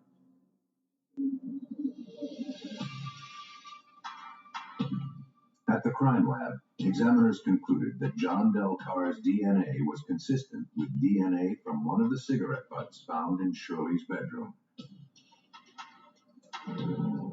John Del Carr had been at the victim's apartment, something he previously denied. Though it was strong circumstantial evidence, it didn't prove that he was the killer. There was only one way investigators could make their case. They needed impressions of John Del Carr's teeth to compare to the bite marks found on Shirley Sturgill's body. But so far, they lacked probable cause to obtain a warrant to force the suspect to provide the samples. And they knew that without that evidence, it would be difficult to get a conviction. We needed to know, and the jury's going to need to know, did we get his dental impressions? Did they match up to the bite marks on the body of Shirley Sturgill? Without that, I'm not sure a jury would be able to find him guilty beyond a reasonable doubt. So we needed that information, whether it was going to be, yes, they do know each other, or no, they do not. On August 3rd, 1994, almost 2 years after the murder, investigators finally got a break. Angie Carr had since divorced her husband, and now that he was in prison, she wanted to talk. She believed John Del Carr had in fact murdered her mother. She admitted to having lied to police before, but out of fear for her safety and the safety of her children. According to Angie, John came home very late the night of the murder. Suddenly, he grabbed a shotgun, pointed it at her, and told her he had hurt her mother. You understand me? Come on. He dragged her to the room where her children were sleeping. He threatened to kill her and them if she ever said anything. Angie told police that John kept up his threats in the following month. And she believed he wouldn't hesitate to carry them out. John Carr's wife, I believe, was genuinely terrified of John. She knew what he was capable of. I think she did what she had to do to protect herself and her children. It was the break detectives had been waiting for. Angie's testimony was enough for investigators to obtain a court order to force John Del Carr to give teeth impressions. Investigators contacted forensic odontologist Dr. John Kenny, the deputy coroner for DuPage County, Illinois. I was asked to go to the state prison and to meet with Mr. Carr in the dental infirmary and to take his impressions and any other records as I would need to make a bite mark comparison. But John Del Carr still refused to cooperate. Investigators received another court order, this time giving them the authority to anesthetize the suspect in order to obtain the evidence. It was possible in this particular case to, because of the configuration of Mr. Carr's teeth, several of his teeth were misaligned and crowded, particularly on the upper arch, to take the model of his teeth and fit it right to the injury in one of these positive replicas. All of the unique characteristics of John Del Carr's teeth matched the injuries present on Shirley Sturgill's body. There was no doubt that his teeth had left the wounds. Police believe that on October 6, 1990, John Del Carr, resentful of his mother-in-law's interference in his marriage, drove to her apartment and confronted her. His anger exploded into violence. Carr beat, bit, and sexually assaulted Shirley Sturgill before strangling her to death. After, he set her apartment on fire, hoping all traces of his crime would burn away. In April 1997, John Del Carr was convicted of the first-degree murder of his mother-in-law, Shirley Sturgill. He was sentenced to 60 years in prison. Some killers are driven to leave a very personal mark on their victims. When police have little other evidence to work with, they turn to forensic odontologists who seize upon those marks to take the bite out of a killer's deadly smile.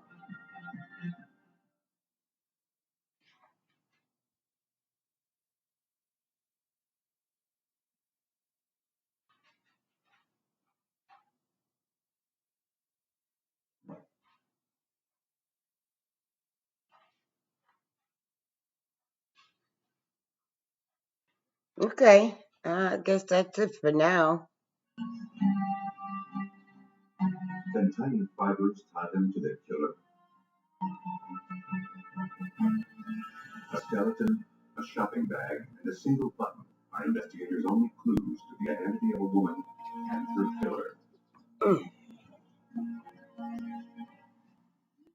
A sailor is killed on a Florida beach.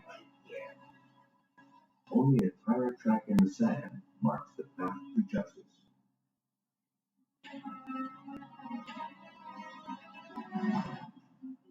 The clues to murder often elude the naked eye.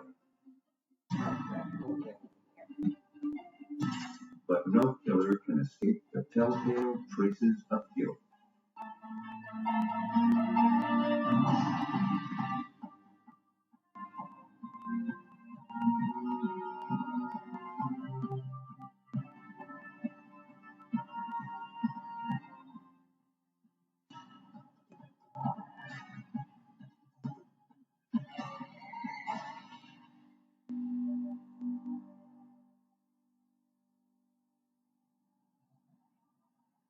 Reno, Nevada is known as a betting town. In February of 1995, someone gambled he could kill without a trace.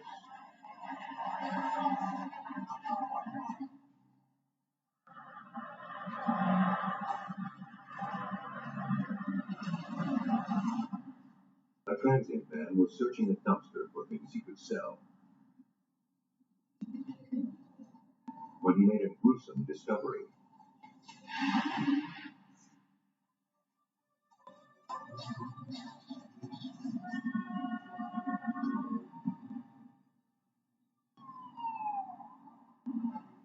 Officers from the Reno police arrived and retrieved the body of an unidentified woman.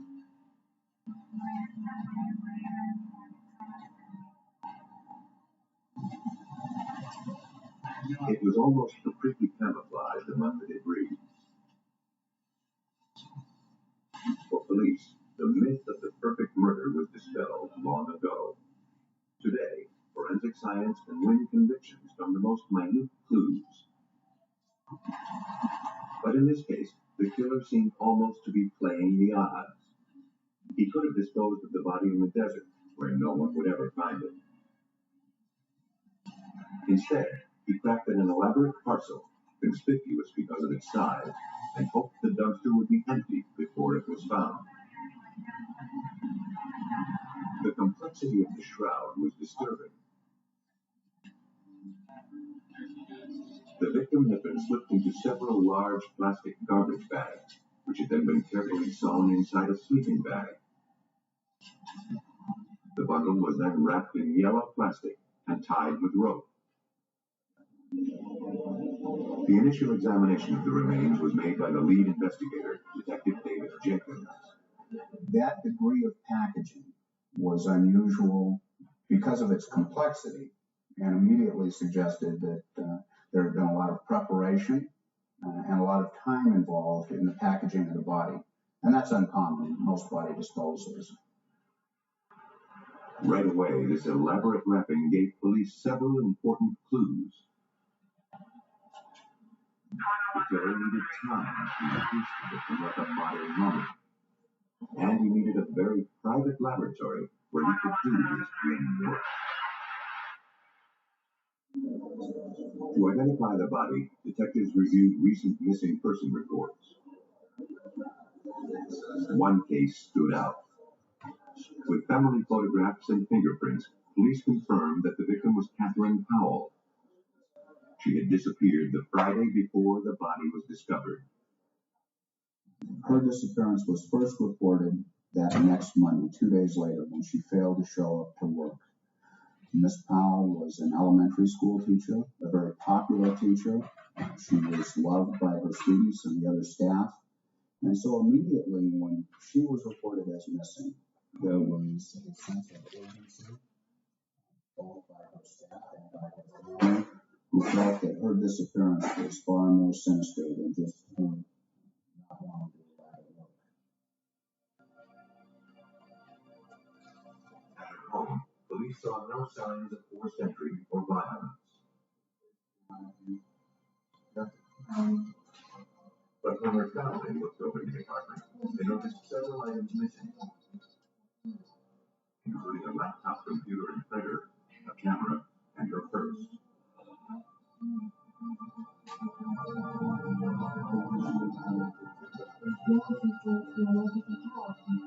While detectives combed her apartment,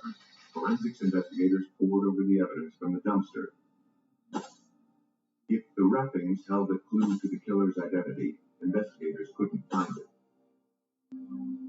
They had never seen a case like this before, and the killer's attention to detail made them nervous.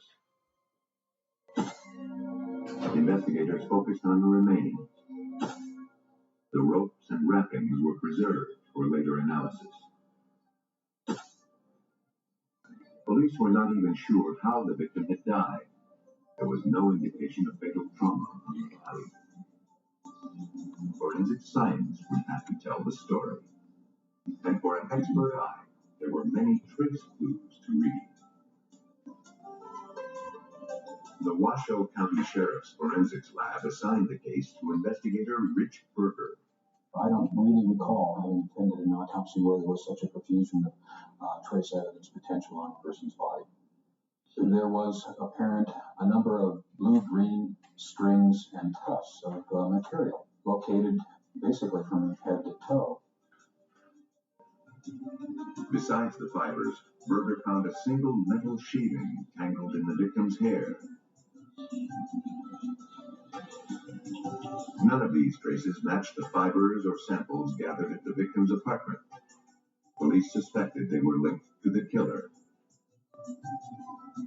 The victim's body also bore telltale bruises. It appeared that she had been bound, gagged, and possibly tortured. Injuries suggested the killer was male.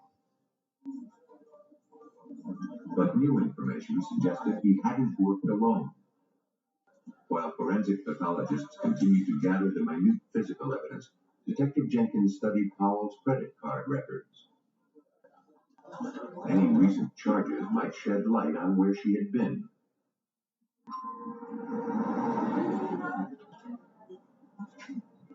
He saw that her card was used to buy a $2,000 stereo on February 5th, the same day she disappeared. The clerk said he chatted with the woman who bought the stereo. She had claimed to be Powell. They identified themselves as Miss Powell. They were making a purchase to give to their daughter during a wedding. We were aware, having spoken with Miss Powell's family, that Miss Powell had no children.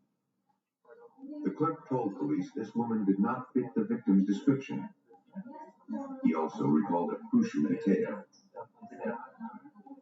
the kind of truck the woman drove. Detectives traced it to its owner, a cable television installer named David Middleton. That break allowed us to focus our investigative efforts specifically on an individual rather than just the overall circumstances involving her disappearance and the use of her credit cards. Police interviewed David Middleton about Catherine Powell. Though he had recently installed cable service in her home, he said they had talked only briefly.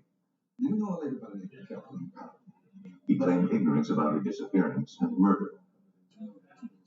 He knew nothing about her credit cards.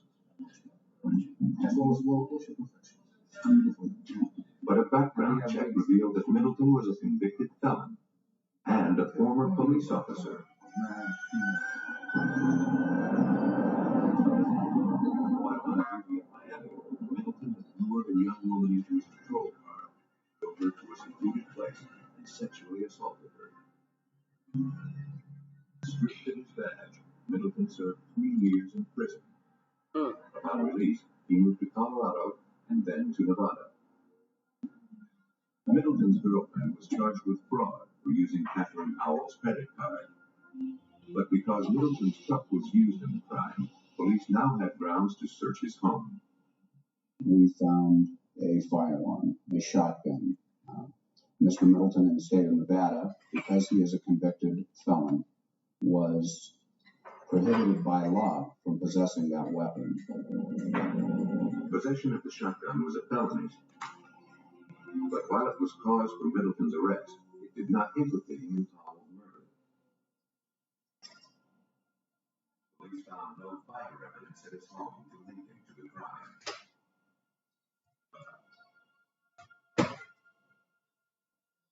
Middleton was interrogated again.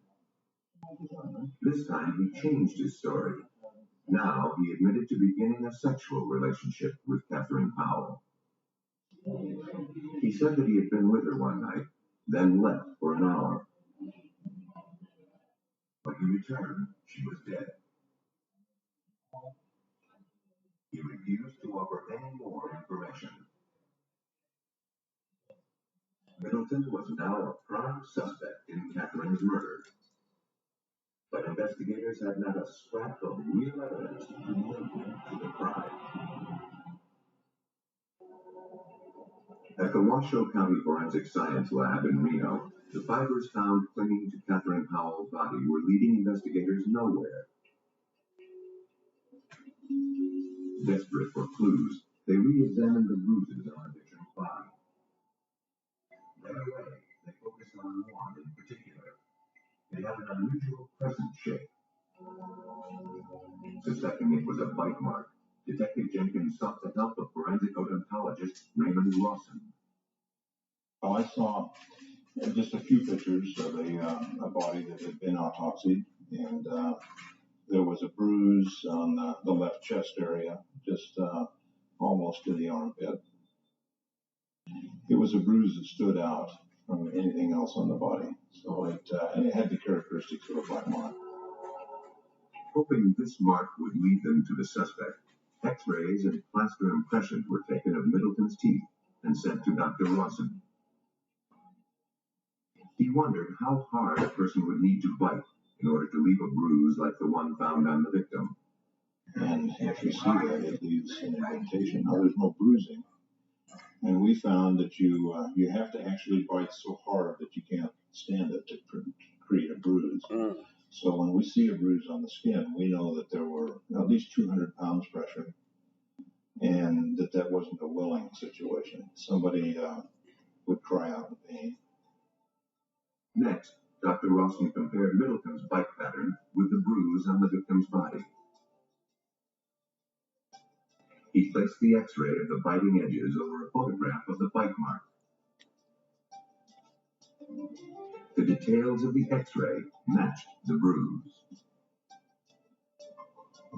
We had one tooth that had a wear pattern on it, and that wear pattern was shown in the bruise, so it was a very good match. The bite mark confirmed that Middleton was with Powell near the time of her death.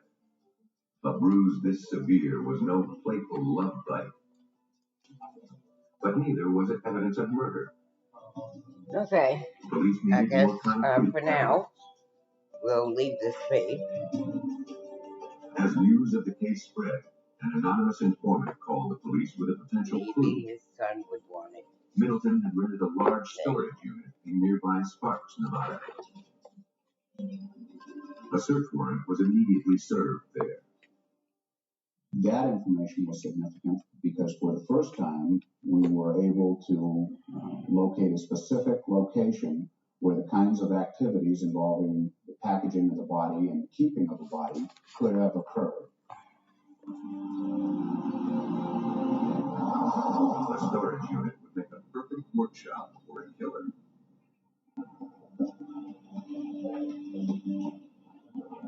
Even before detectives entered the shed, they were suspicious of the amount of recent activity there.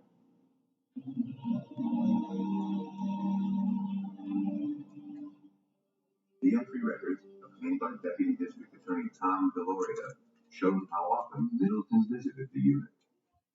Well, we know from the gate entries, which was computerized at the storage facility, that Dave Middleton made numerous entries into that storage unit the Friday evening that Kathy Powell was abducted from her residence, Saturday, again Sunday, again Monday, again last entry being Tuesday morning.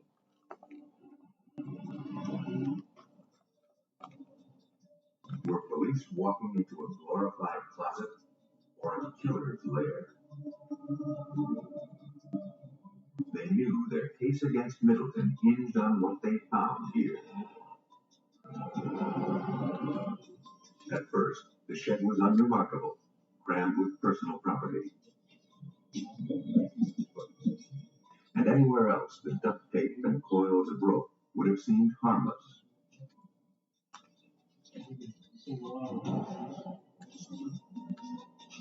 When they found the stereo receiver that was purchased with the victim's credit card, they knew they were onto something.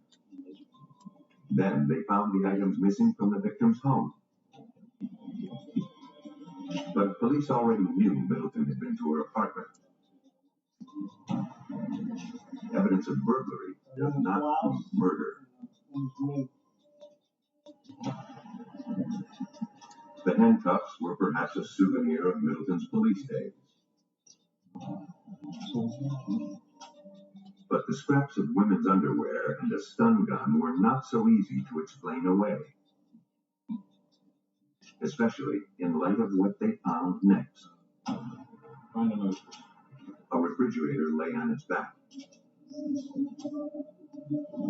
The freezer's bottom had been cut away, and small, jagged air holes had been drilled into the side. It had been modified, apparently to hold a human body.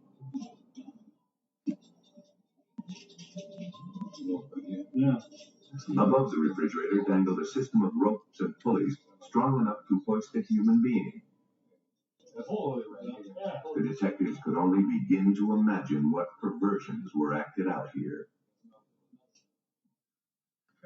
This was a torture chamber, simply put. The refrigerator, having been placed on its back, almost suggested a coffin. But did Middleton's depravity go as far as murder? Investigators still had to link him to the victim. In the refrigerator, they saw small blue-green fibers and human hair. As clues, they provided a glimmer of hope in a room full of horror. The refrigerator was brought back to the crime lab, where Rich Berger analyzed the fibers. To him, the threads in the refrigerator appeared to match those found on Powell's body, and genetic markers from the hair were consistent with the victim's. The fibers from Powell's body were 100% cotton of a blue-green color, and that similarly those from the refrigerator were composed of 100% cotton and same color. And that also the metal fragment from Catherine Powell's hair matched the metal and paint that went into the makeup of the freezer compartment of the refrigerator. The metal shaving found in the victim's hair matched the metal from the crude air holes. Investigators found the link they were looking for. The trace evidence proved that the victim was in David Middleton's storage unit. Detectives now formed a theory of how she died. The air holes were simply inadequate to keep her alive. She had suffocated. While investigators were grappling with the monstrous acts of David Middleton, they learned that Powell may not have been his only victim.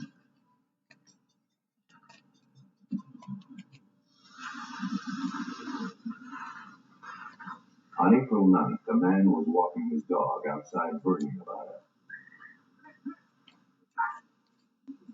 He found the skeletonized remains of a human being. They were entangled in knotted ropes and plastic garbage bags. Police brought the remains to the crime lab. Criminalists compared its DNA to a sample from an unsolved missing persons case. They made a positive match. A check of dental records confirmed the victim's ID. She was Thelma DeVita, who worked at one of the larger casinos in the area. She had been missing since August 8, 1994, the exact day Middleton storage. The excessive ropes, knots, and garbage bags found on DeVita's remains mirrored those found on I'm putting together this stamp collection. Think for my grandchildren. I think these are just old, probably too new. Both women were alive when their hands and feet were bound. and they had struggled desperately against the ropes before they died. But we specifically looked at knots from two different murders and compared them to each other, showing that the same types of knots had been used in both these deaths. Devia's DNA was then compared to the DNA traces found in Middleton's shed. The results were ironclad. Like Powell, she had been in the shed. But the DNA traces of several other people were also found there. If David Middleton was a serial killer, Powell and Devia were the only victims ever found.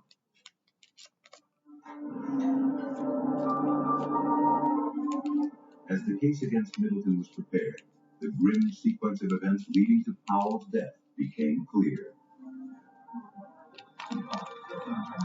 Middleton, working as a cable TV installer, had probably gained access to her home under the pretext of checking her cable service.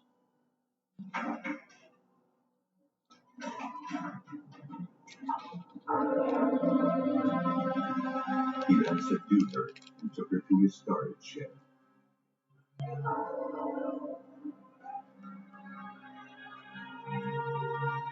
There, she was tied up, brutalized, and kept confined in the airless refrigerator.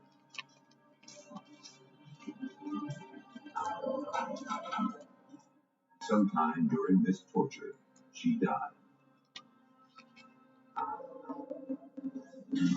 Middleton methodically wrapped her body in plastic garbage bags, sewed it into a sleeping bag, and then shrouded the bundle with yellow plastic bound with rope. Finally, under cover of night, he disposed of the remains in the dumpster. Police were fortunate the body was ever found. But Middleton didn't realize that a brimming dumpster would appeal not only to him, but also to a transient looking for scraps. He had been clever up to a point. The investigation uncovered the fact that Middleton had installed cable service in an apartment near Thelma Devia's home the week before she disappeared.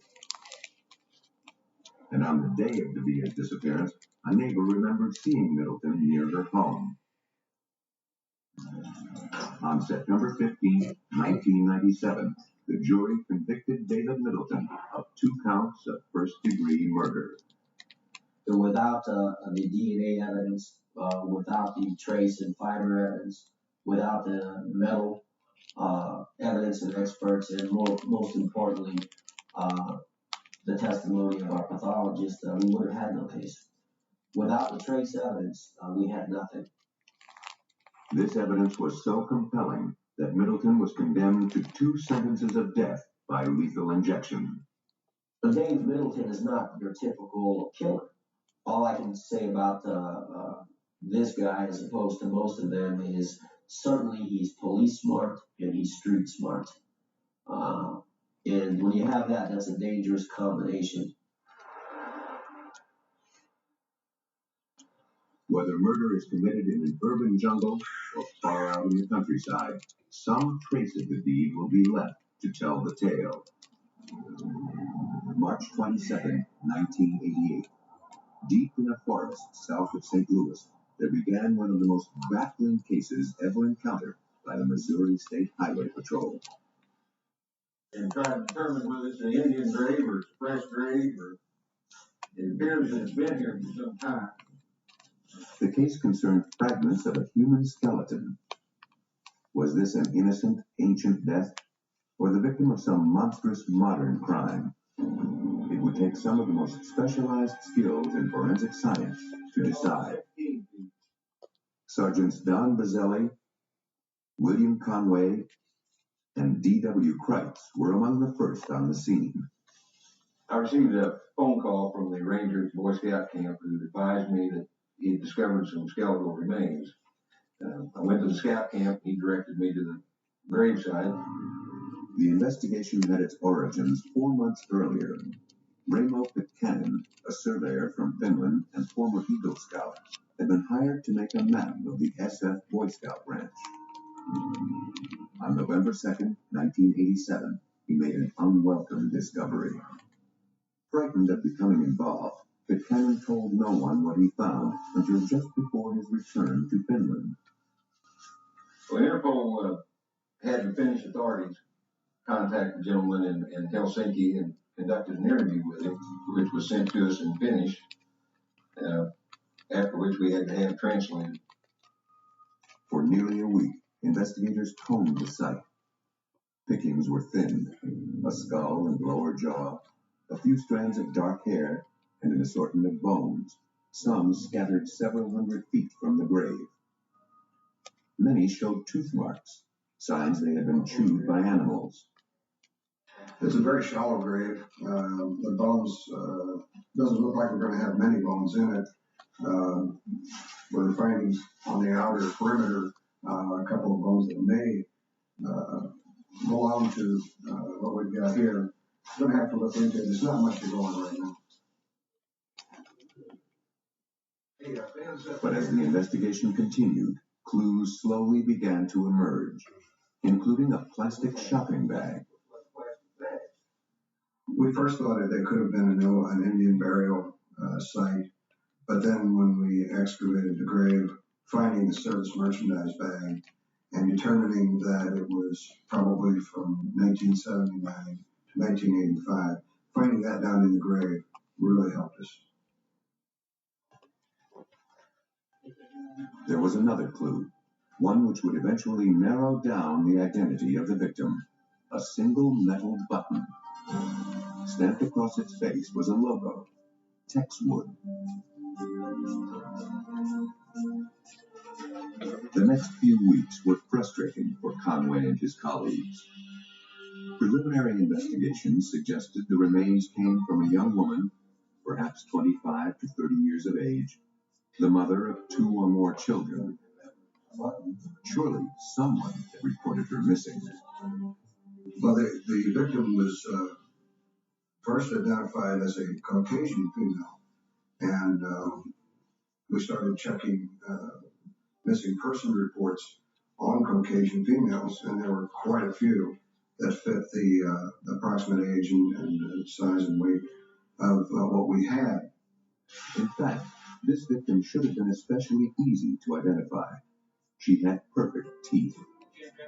The skull and the remaining teeth indicated no dental work and no cavities, which is very rare in our society, and we were able to eliminate a number of the suspected missing persons that we were investigating. Soon, the investigators had eliminated all the missing persons from Missouri and from a half-dozen surrounding states. The skeleton in the woods was not a missing person, or rather, no one had reported this young woman as missing. The investigators decided to try another approach. They contacted forensic anthropologist Michael Charney at Colorado State University. He had a remarkable talent for identifying individuals from the most fragmentary skeletons. With near miraculous skill, he could often reconstruct the age, sex, and race, even the facial appearance of a missing person. I said, wait a minute. The first thing hit me is that this was not a white person. This was Oriental. This was somebody of Mongolian extraction. American Indian, Chinese, Japanese, Eskimo, something of that nature. Charney had picked up on something that police investigators missed. White people and black people have relatively long, narrow faces. People of Mongolian and Asian heritage have much broader faces. Meanwhile, police investigators were making progress of their own with other physical evidence from the grave. Their attention centered on that button with the curious Texwood logo. We thought when we found the button, it would be an easy thing to identify. The word Texwood being on the button, we called Texas, trying to find someone down there that might know it. We found all kinds of manufacturers with the name Tex and Texwood in Texas, but nothing would match. Finally, we called U.S. Customs. Within a couple hours, got a call back to contact an agent in New York, who put me in touch with the representative of Texwood, who they manufacture the jeans, the blue jeans, in Hong Kong. They're called the Levi of the Orient. Texwood sold jeans exclusively in the Far East. Slender cuts specifically designed for Asian figures. The police's portrait of the victim was growing clearer. More important, it matched the picture given by Michael Charney, a slim woman, Asian, in her mid or late 20s, a mother of 2 or more children. The likelihood of the victim being from Asia dramatically narrowed the field of possible victims. But who was she? One of the many leads police pursued involved a missing person in Georgia, an Asian female. Officers investigating the case obtained a photo of the woman, which they sent to Charney. Michael Charney's approach was simple in theory, but tricky in practice. Take a photograph of the skull and superimpose it over the image of the possible victim. The fit must be exact if an identification is to be made. Would Charney and his colleague Nita Bittner be able to match the police photographs to the skull found in the woods at the Boy Scout camp? In this case, when we got the eyes and the nose in close proximity, the nose still doesn't match. It's too broad. The cheek depth is too far apart or not far enough on one side. The teeth are a mismatch and the chin is still out of place. After trying and refocusing for size and other distortions, we were still unable to come up with a match. By now, every attempt to identify the victim had failed. Charney had one last suggestion: recreate the woman's face. The reconstruction of a face from a skull is among the most specialized and most spectacular skills in a forensic anthropologist's arsenal. It begins with mathematical precision. A collection of round rubber pegs of varying lengths glued to a plaster cast of the skull. The pegs are landmarks, each identifying the thickness of soft tissue at particular points on the face. Next, the pegs are connected with strips of modeling clay. Bit by bit, humanity returns. Plastic eyes are placed in the sockets, and the skull comes to life. Careful modeling, perhaps dabbing with a damp sponge, gives the texture of skin. Paint, a black wig, will complete the transformation. For the first time, we can glimpse the victim face to face. In doing a facial reconstruction, it's not as important that it's absolutely accurate, but that it gives a glimpse of who the person was to somebody out there who hopefully recognizes it. When I we did do the our facial baseball card. reconstructions, Now, it's generally these less are attention. stamps. Now, would anyone recognize the face Putting them rebuilt together, by and Michael so for my Charney's team? grandchildren. Okay. August When I 24th, have them. a photograph of the reconstructed If I face don't see appeared in them, St. then Louis Post-Dispatch. leave them with something that 3 they can days try later, to, 2 informants claimed that the gain photo some looked like insight their from. friend, Bunchi Nyhouse.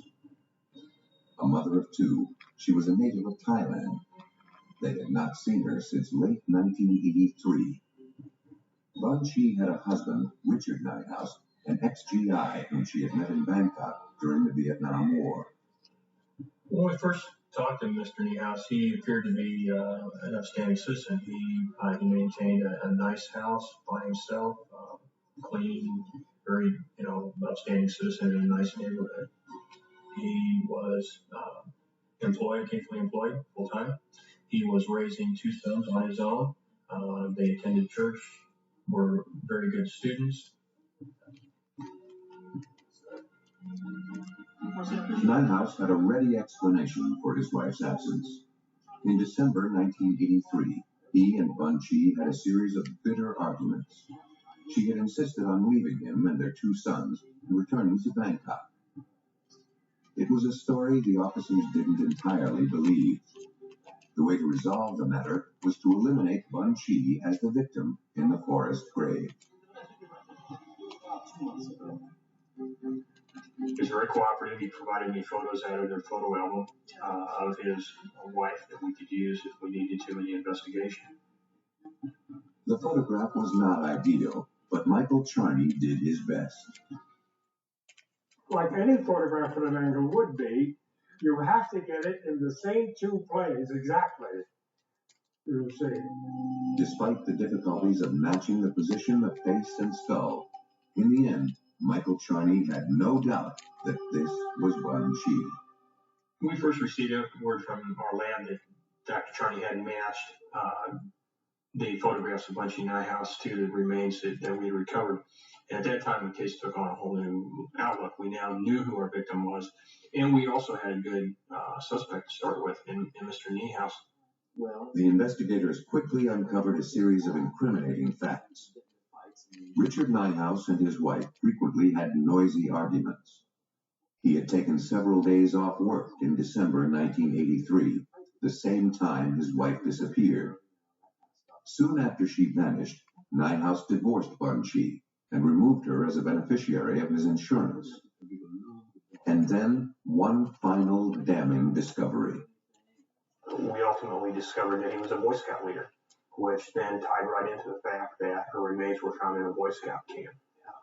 He had been actively involved with Boy Scouts with his children for many years.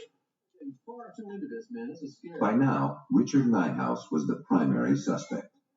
The investigators decided to invite him in for further questioning. They chose their moment with care. A weekend when Nijhuis was camping at the SF Ranch, not far from where his wife's body had been hidden. The officers informed Nijhuis the remains they had recovered had been identified as those of his wife. Nijhuis admitted he had pushed his wife, who had fallen and hurt her head.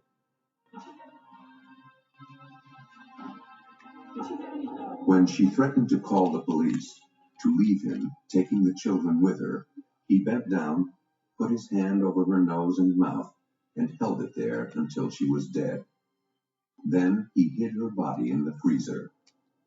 The reason that we weren't getting any hits of the computer files is that the victim's husband never reported her missing. He said that he took her to the airport and she went back to Thailand, but in fact he murdered her. Kept her in his house, in the freezer, 3 months, and then took her down to the Boy Scout ranch and buried her. Richard Nijhuis was convicted of first-degree murder. He is now serving a life sentence without parole. Time and the elements had taken their toll on Bun Chi's body, adding to the difficulty of finding her killer. But even just a few hours can make the difference between solving a case and losing the trail forever. In September 1983, two friends near Jacksonville, Florida, were shocked to find the body of a man. He lay on his side at the foot of a sand dune. His head showed severe wounds.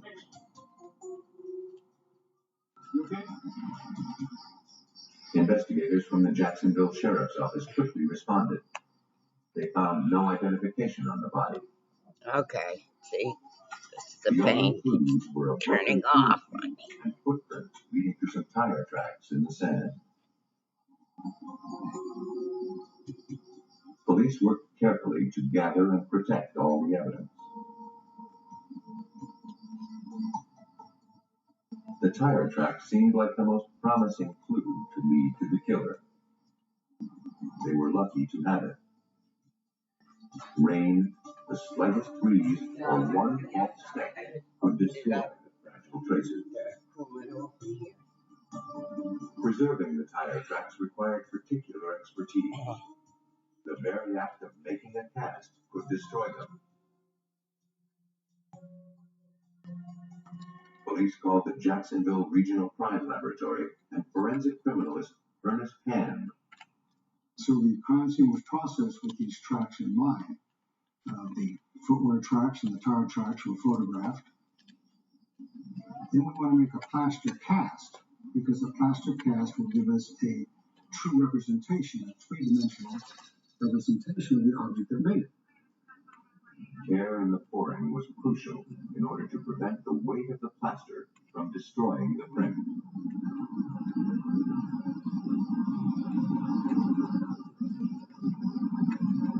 evidence were altered, a killer might He go likes free. to go outside.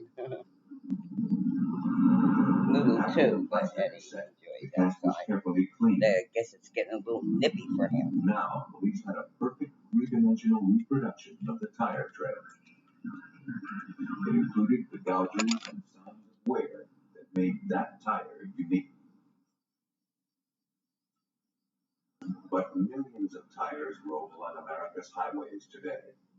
It seemed impossible for investigators to find the one tire that had made these tracks. They studied the plaster cast, noting the ribs and grooves of the tread design. Despite the odds of finding the tire, it offered investigators their best chance to catch the killer. Matching the track or the tire on a suspect's car would be as conclusive in court as a fingerprint. Ham searched through thousands of photographs in the pages of the tread design guide to find the one tire he needed. As Ham searched for a clue to the killer, another jogger found a clue to the victim.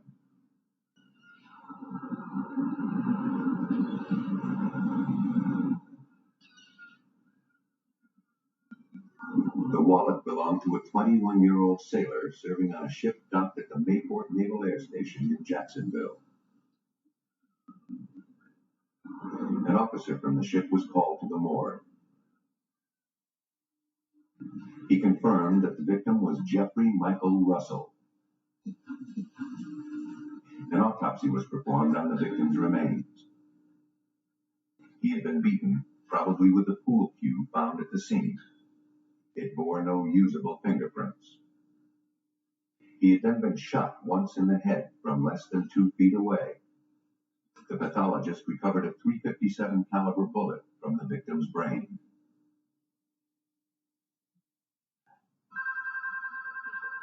Russell's shipmates said he was well liked and had been out with friends on the night he died.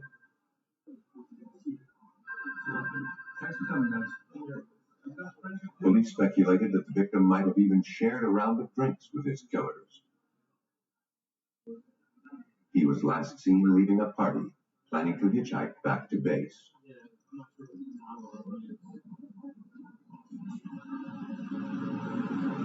While the police traced the victim's movements, Ham continued his arduous, time-intensive search of the tread guide. Finally, after reviewing thousands of images, he found the single tire that matched the cast. The track at the beach was made by a tire commonly mounted on pickup trucks. Now, police knew what they were looking for, though it hardly seemed to advance their investigation.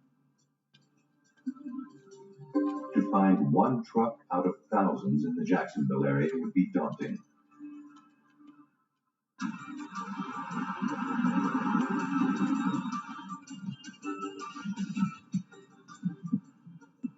But then police got a lucky break that saved them hundreds of hours. An officer, answering a call about a robbery, pulled over a suspicious truck. The driver tried to run off, but was soon apprehended and arrested. His name was Gregory Kokel. Police inspected his truck. They found a gun under the seat. Kokel was known to police.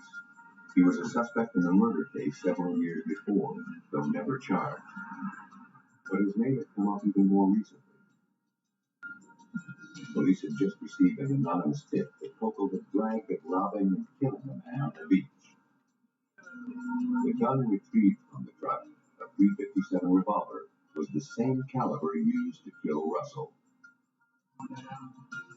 The officer then noticed that the tires seemed to resemble the ones involved in Russell's murder. Until now, solving the case had seemed like a long shot. Now, police had the prime suspect and possibly all the evidence to convict him. To make the charges stick, they'd have to link him to the scene of the crime. Police looked to the tires to make that connection. An officer compared Kokel's right front truck tire to a photograph from the tread guide. The way he described it was that the hair stood up on the back of his neck, that he was really seeing what we told him he was going to see. The tire was the brand and model they were looking for. But police were not certain it was the same tire that left its mark at the beach. Ham's work wasn't done. He still had to find the exact section of the tire's tread that had made the print. He scrutinized every inch of the tread, looking for cuts, gouges, and wear that matched the portion captured in plaster. These are the marks and gouges that are put into a tire as you drive it. These will leave what we need for making a positive identification. This makes this tire unique. But every mile driven since the night of the murder put new wear marks on the tire and altered the old ones. Even if Ham had the exact tire in his lab, it might be too late to make the perfect match. A killer could still go free.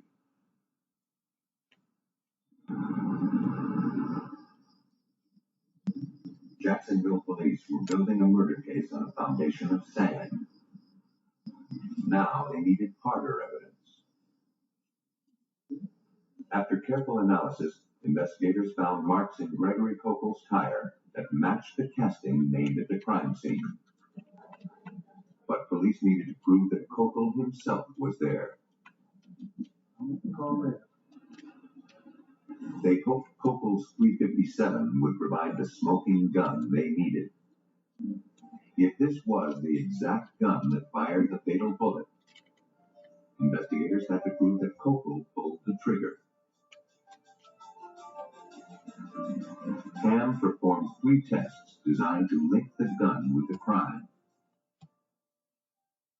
Our first examination will be a visual examination, because we want to see if there's any other sort of trace matter on the weapon before we subject it to some sort of processing techniques, such as, in this case, because it's a head wound.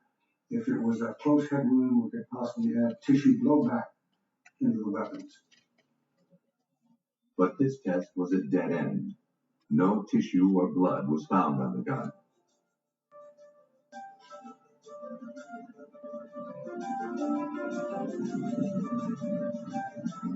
The next step was to test it for fingerprints.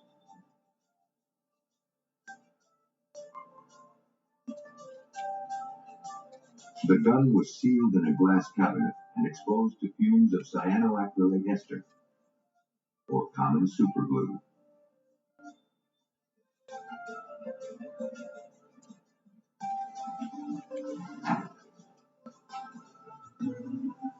These fumes adhere to fingerprints, making them easier to see and compare.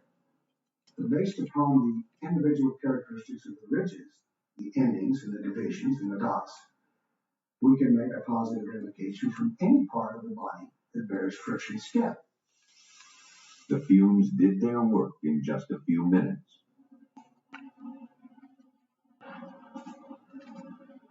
The print on the gun was compared to Kokel's prints at his arrest.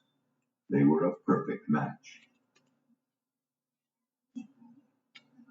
This one fingerprint only proved that Kokel had held the gun.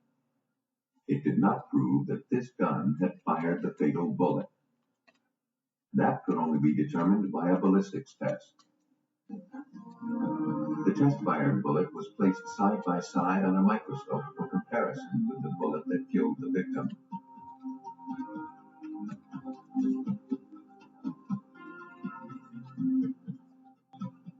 The investigator lines up the rifling patterns on both bullets. A video monitor allows him to see the minute scratches on the soft lead.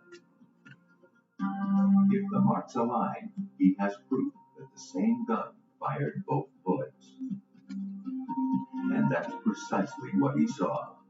The scratch marks on both slugs were identical. Investigators had found the murder weapon.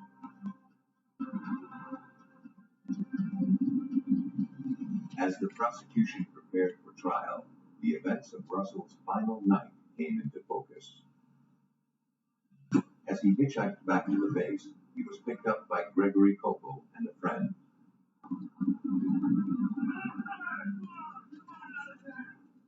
But instead of dropping Russell at his quarters, they drove him to the beach, beat him, robbed him of the only dollar he had, and then Koppel shot him. Crimes committed by strangers on strangers are the hardest to solve. But the scratches on the bullet, the fingerprint, and the tire tread bore the traces of the killer's guilt. Close forensic analysis pulled them together to make a solid case against Koppel. The weapon was the weapon that fired the fatal shot. The fingerprint belonged to the individual that was suspected of committing the crime. The senseless, random nature of the murder assured that Gregory Koppel and his accomplice would receive stiff sentences. Forensics proved beyond a doubt that Koppel fired the fatal bullet. He was sentenced to death. His friend was deemed an accessory to murder and received 14 years. For years, only the most obvious evidence could be used to solve a murder. Today, scrupulous collection methods by police and rigorous evidence processing by forensics experts are helping to assure that nothing gets overlooked.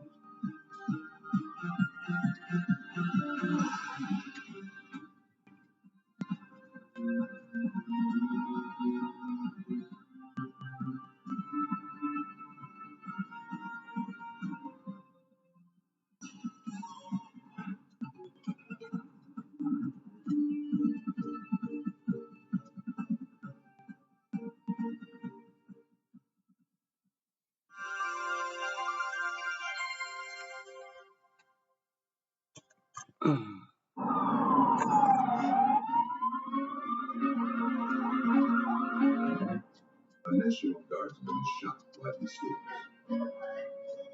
Investigators believe it's an accident at first. A newlywed almost becomes a widow as her husband lingers near death. As doctors race to save him, detectives suspect someone was trying to kill him with kindness. Investigating a businessman's murder on a country road, detectives find themselves enmeshed in a tangle of lies and few real clues. In search of answers, they hit the library. Sometimes the least likely suspects are the most likely candidates for committing murder. The so-called terror sex has been unfairly overlooked when accusations fly. But old stereotypes are being shattered by real kill.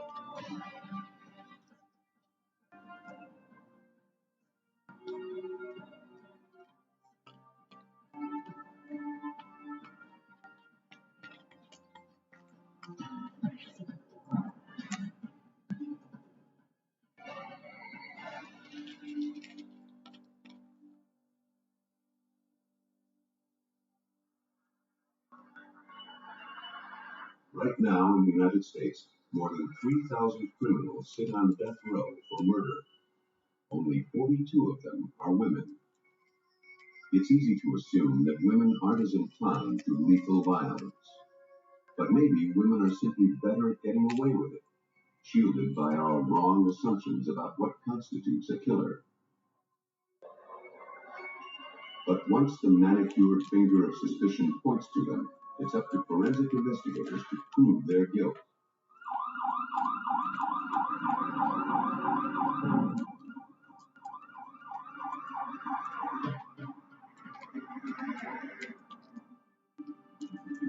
Early on February 1st, 1988, paramedics in the Durham County, North Carolina Sheriff's Office were called to the home of Barbara and Russell Stagger. There had been a terrible accident.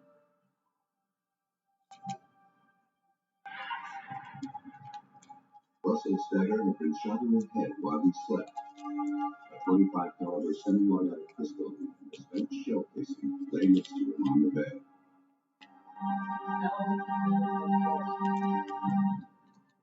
Through her tears, Barbara Stager explained what happened. Groggy with sleep, she had accidentally fumbled with a gun used for protecting their home against burglars. She had brushed the trigger.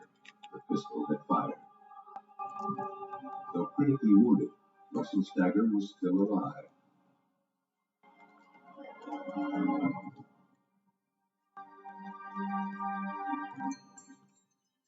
Doctors did everything they could for Stager, but within hours, the grim prognosis was clear.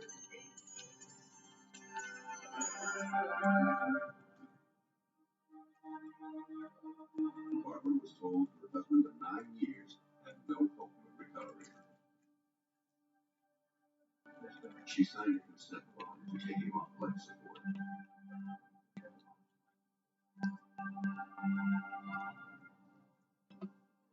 Russell Stager died that afternoon without regaining consciousness. The whole community mourned his loss.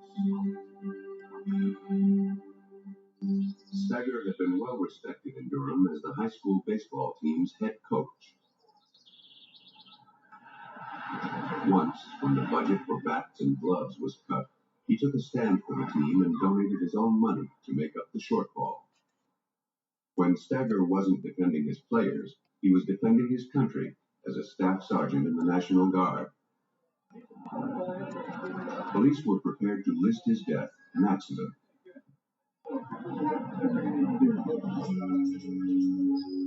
But his first wife, Lynn Snow, wasn't so sure. She went to police with her suspicions. She remained friends with Russell and told him his relationship with Barbara had soured, even to the point that he feared for his safety. She urged police not to dismiss the case so quickly. According to Snow, Russell said that Barbara Stager had a ruinous appetite for cash, clothes, and jewelry, and Russell was never sure where she was getting all her money.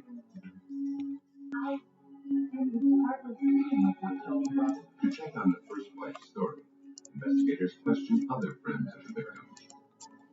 You received the best training. They learned from his fellow National Guardsmen that Russell Stager was a firearms instructor and extremely cautious around guns.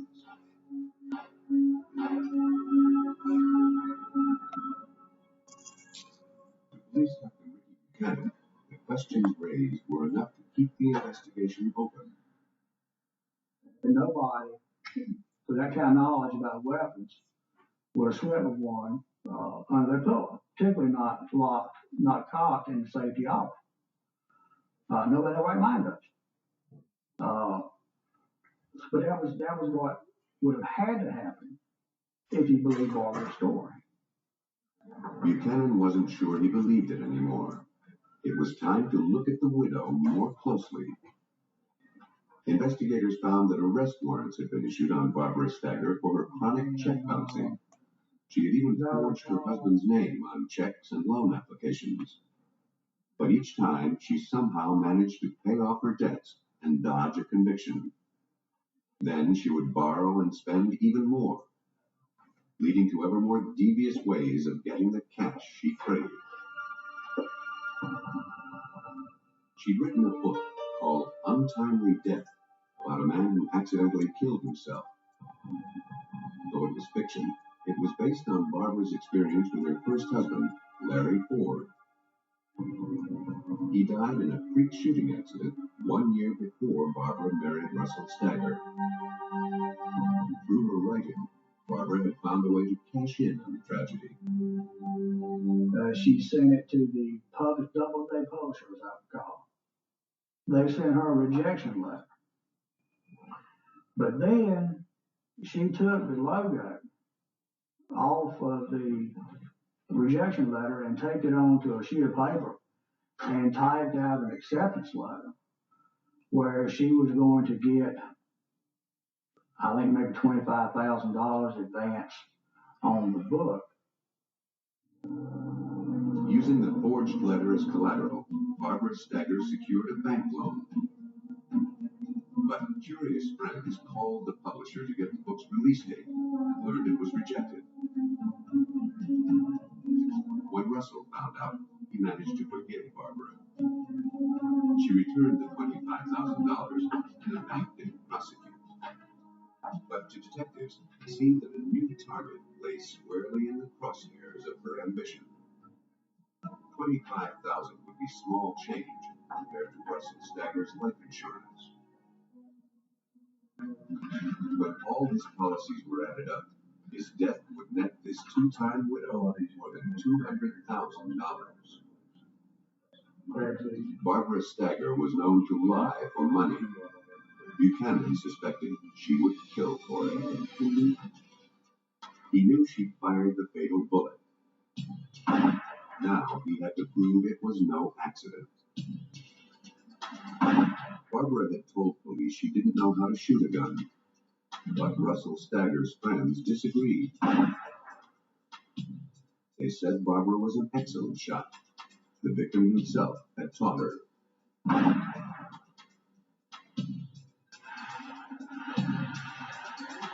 It appeared that his lesson may have been turned against him.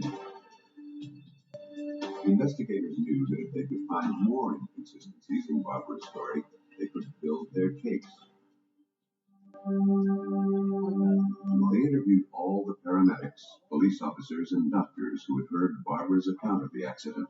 One call anywhere except downrange. But no one had gotten the same story from her. She told paramedics she had reached for the gun when a barking dog made her think a prowler was near the house. She told someone else that her son's alarm had awakened her. 357? Yes, sir. Okay. When the gun had gone off, she'd been putting it away, lest her husband think the boy was a burglar. Barbara Stagger was spinning a tangle of lies even she couldn't sort out. But police had a plan to snare her in her own way. To catch a killer, investigators set an ingenious trap. To get Russell Stagger's widow to stick to a story, they asked Barbara Stagger to reenact the accident for them. Thank you very much. She was happy to oblige. Well, Mrs. Stager, When detectives asked if they could videotape the demonstration, she said yes once again. She shot her husband on Monday, and she crawled back in that bed on Friday. And I really don't think a person under normal circumstances would do that if it were an accidental shooting. And she reenacted it. And with no emotion, no hesitation. This time, Barbara said that while in a sleepy haze, she had pulled out the pistol. Started to get up, to get it out from under there, heard the noise, shocked, couldn't figure out what it was, sort of realized what had happened, turned over. She put on her glasses and turned on the light. She cradled her husband's head in her lap, trying to revive him. When paramedics arrived, the victim still lay as if he were asleep, without ever having been moved. It was clear to authorities that Russell Stagger had received no first aid from his wife. In fact, between the time she phoned for help and the arrival of the paramedics, she had gotten dressed, all while her husband lay dying. After her taped performance, the only thing she wanted to know was how the insurance companies would know her husband's death was an accident. She wouldn't see a dime until such a ruling was officially on the books. Well, thank you. We're not. Detectives told her a little paperwork still remained. With that, they left. They had what they wanted on videotape. There will never, ever be another time. I didn't give her any indication that she made me a happy man by any means. And when I left there, she was certain that it was going to be declared an accidental death. But I knew once she reenacted that we had her. Detectives studied the videotape of Barbara Stagger's reenactment with an eye toward finding inconsistencies.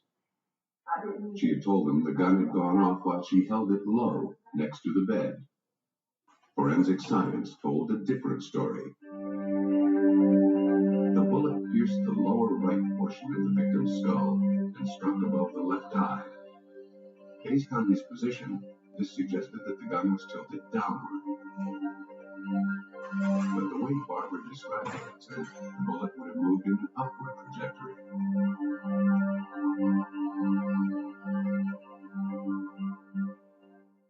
And it indicated to us that she was above and behind Russ at the time she pulled the trigger. That wasn't the only problem with her timeline. If the pistol had fired under the bedsheets, as Barbara said, there would have been powder burns on the fabric. None were found. That suggested the gun was fired at a distance from the bed. And yet, the cartridge casing was lying next to the victim. Nothing was adding up, but all of it pointed to Barbara's guilt.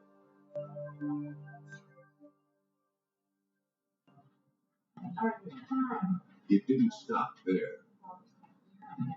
Police learned that within hours of reenacting the incident, she and two family members presented the victim's will for probate.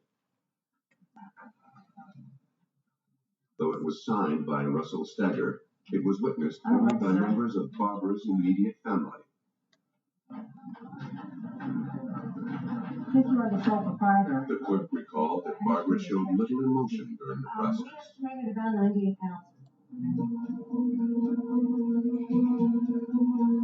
When detectives learned how quickly Barbara had tried to push the document through, they examined it as potential evidence. Investigators compared the signature on the will to the victim's National Guard papers. They found that the will had definitely been forged. It was just one more page in Barbara's trail of worthless paper.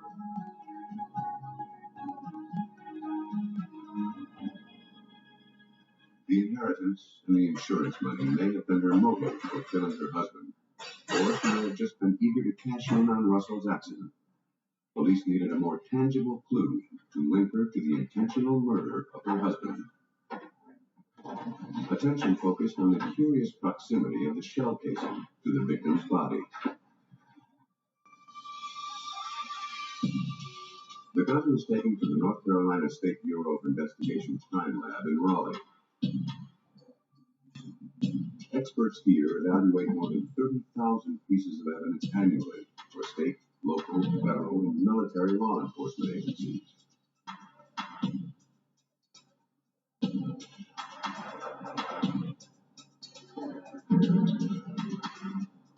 In test firing Stagger's gun, investigators found that the bullet casing ejects at least 3.5 feet from the weapon.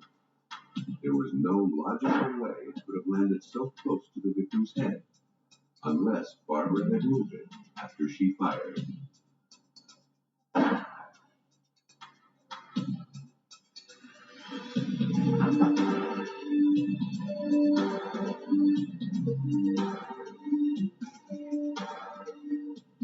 Police learned that similar questions were raised during the death investigation of her first husband 10 years earlier. According to reports at the time of her first husband's death, police noted that the position of the shell casing was suspicious, but it wasn't documented well enough to make a case for homicide. It looked like Barbara was up to her old tricks. This time, she wasn't going to get away with it.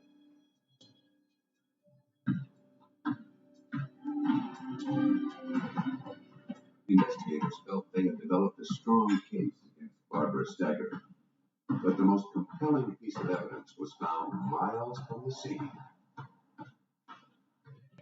One of Russell Stagger's former students found an audio cassette in the high school gym. When it was played, his brother recognized the voice of his ex-coach, Russell Stagger. Coach Stagger, you gotta know about that. Sometimes I wonder. I'm just being paranoid. Let me go with that. Wait. They took the tape to police. On it, Russell Stagger poured out his apprehensions about his wife, from her compulsive spending to the death of her first husband, and his creeping suspicion that he might be next.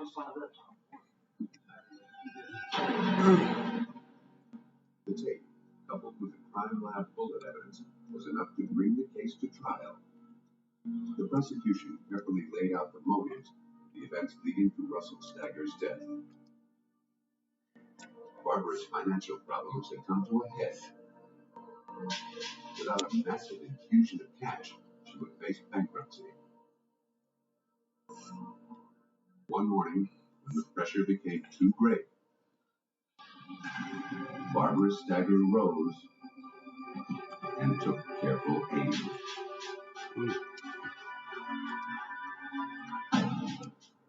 Forensic evidence was compelling. The actual bullet trajectory did not agree with Barbara Stagger's story. Neither did the spent shell's ejection pattern. When the district attorney played the haunting tape of Russell Stagger's suspicions, it sealed Barbara's fate. Well, it had traumatic impact. Hearing it in court, I mean, this is the first time that I know of that a homicide victim actually had his day in court and testified from the witness stand. Because it was just as if Russell himself was right. Though Barbara Stagger may have dreamed of gold, she was led away in chains of steel. Based on the forensic evidence, she was convicted of the first-degree murder of her husband and sentenced to life in prison. A shooting death leaves obvious clues behind, but killing with kindness can go undetected, sometimes for years.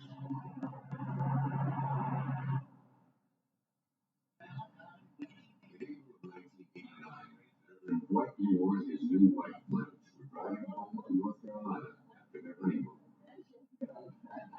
It was a second marriage for both of them. They were happy to be making a fresh start. Can't wait. All was wedded bliss. Until on the Cape May Lewis ferry, Reverend Moore fell gravely ill.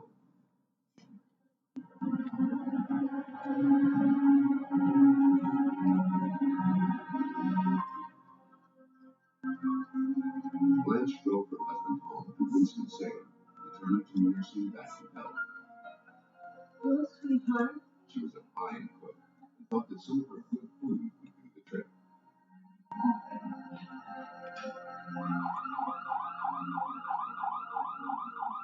Despite her care, her new husband's condition grew worse. Finally, he was rushed to the hospital, suffering from severe abdominal cramps. His doctor believed he had come down with an intestinal flu. But the Reverend told him his symptoms began shortly after he cleaned his garage of old household chemicals. He believed that something there had made him ill. Or perhaps it was the chemicals he recently sprayed on his lawn. Doctors performed a series of tests to determine what he may have been exposed to. The results revealed a shocking level of arsenic.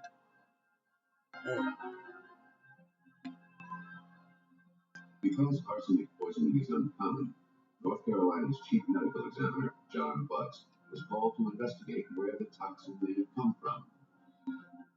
He didn't believe it could have entered Reverend Moore's system from cleaning his garage. Arsenic is used in some fungicides, insecticides, and so there are possibilities for unintentional or accidental poisoning, but they're quite rare. Arsenic is a highly toxic metallic element. Everyone has traces of it in their body, but Reverend Moore demonstrated an almost superhuman tolerance to it. He consumed enough to kill 10 men. It would be almost impossible to accidentally ingest that much of the poison.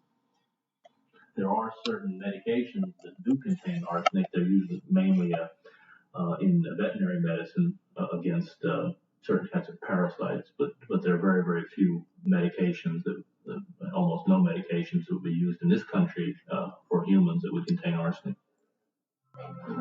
His family gathered at his bedside, not sure if the Reverend would survive one of the highest levels of arsenic poisoning on record.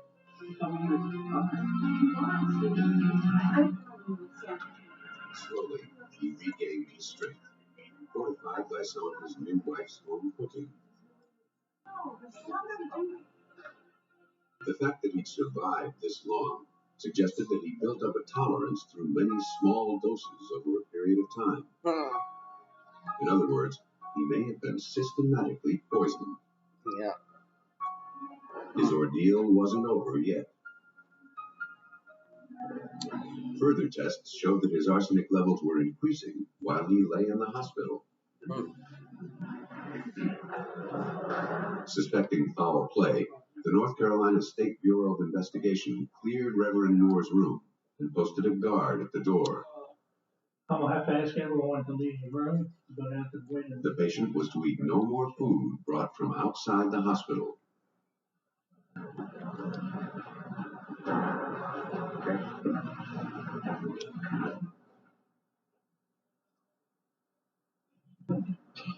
Investigators had every indication that he was being poisoned by someone he knew, someone he trusted, perhaps even someone in his own family. Their first suspect was his son, a biochemist. He had the know-how to do it, but he didn't have the opportunity to administer the poison. While police worked to protect Reverend Moore, the hospital staff worked to cure him. He was treated with a chelating agent, a compound that bonded with the arsenic in his body to flush it out of his system. The treatment was as painful as the poison. Meantime, investigators interviewed him to determine some clue about who might have been poisoning him. As the conversation turned to his family, Moore described his courtship with Blanche. One detail caught the detective's attention. Blanche's previous boyfriend, Raymond Reed, had died of a disease with all the symptoms of a serious stomach flu, symptoms very similar to what the Reverend was suffering from.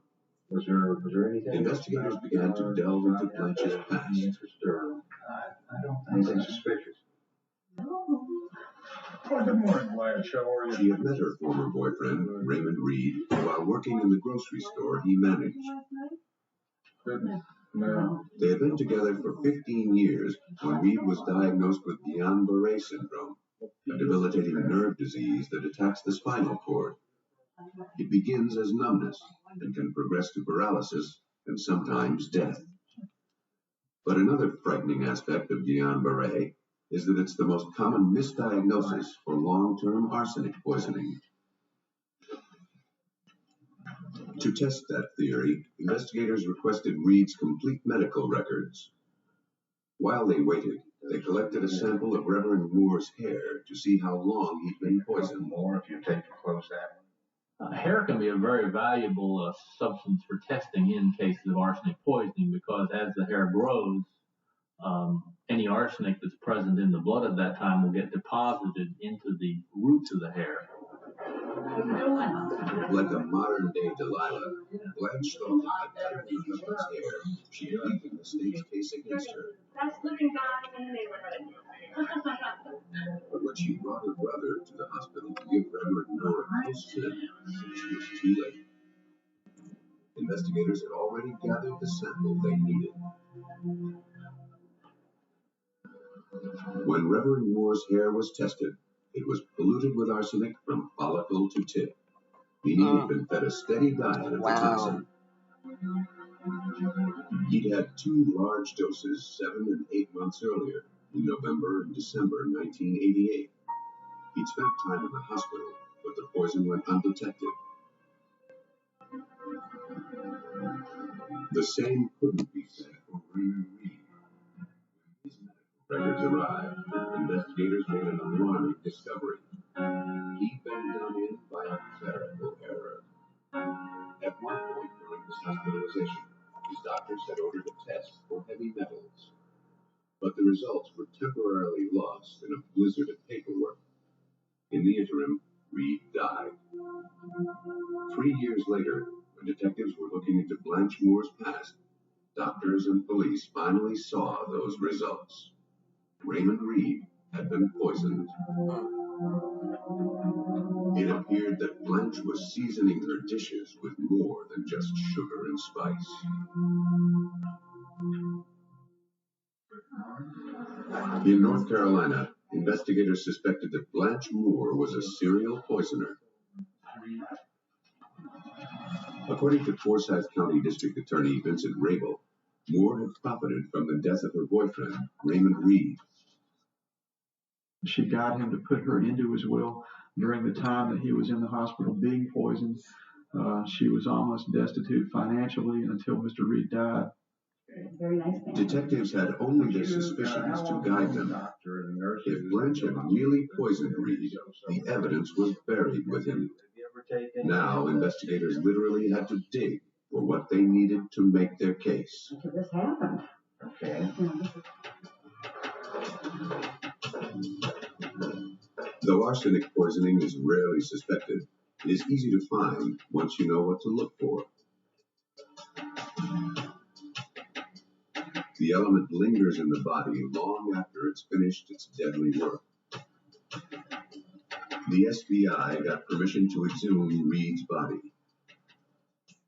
But the major trail that arsenic leaves is that it doesn't go away. Arsenic binds to the tissues. It's a heavy, described as a heavy metal. It's an element. It's sort of the ideal thing to have to look for because it will be there. A large, recently consumed dose of arsenic will show up in stomach x-rays. Another telltale sign can appear as discolored bands running across fingernails and toenails. Reed's body bore these marks. The most accurate way to determine the presence of arsenic in remains is to perform the Reinsch test. In the medical examiner's office, tissue samples were taken from the body of Reed. The samples were then dissolved in acid. And a copper wire was placed in the resulting solution. If arsenic is present, it will attach to the wire, turning it black.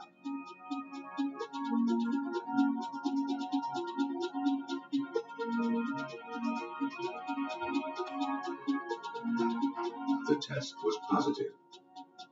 Judging from Reed's hair samples, he had been poisoned for 6 months before he died. Further tests confirmed the diagnosis. But when we ran the concentrations of arsenic on his tissues, he had very high levels, and certainly in levels that were associated with toxicity, fatal levels, potentially lethal levels. Investigators now had 2 poisoned men, and one of them was dead. The only link between them was Blanche Moore. To Blanche's friends, this appeared to be a run of bad luck. But to detectives, Blanche seemed very lucky indeed to have dodged suspicion for so long. Once Reed had gone on to his reward, Blanche inherited hers, $80,000. But Reed wasn't necessarily her first victim. Investigators learned that 13 years before Reed's illness, her first husband, James N. Taylor, also died a mysterious, lingering death. His body was exhumed. It, too, tested positive for arsenic poisoning. The pattern was irrefutable. In Blanche's world, it appeared that the way to a man's heart, taking his money, was through his stomach.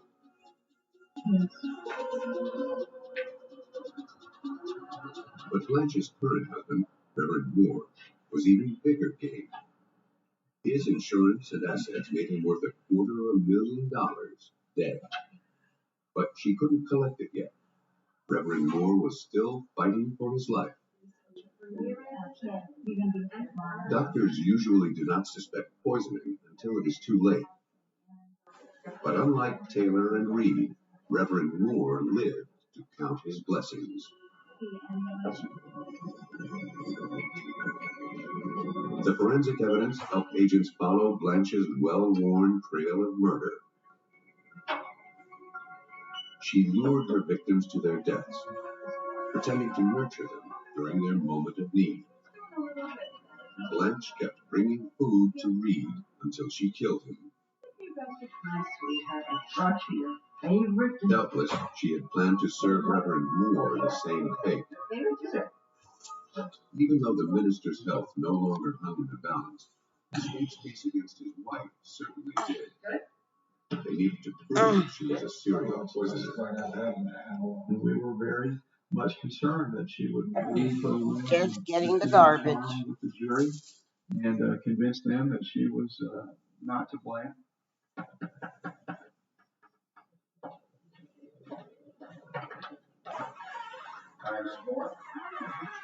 Starting with her arrest for the murders of James Taylor and Raymond Reed, she refuted all charges, claiming she was the victim of a massive conspiracy. Not me.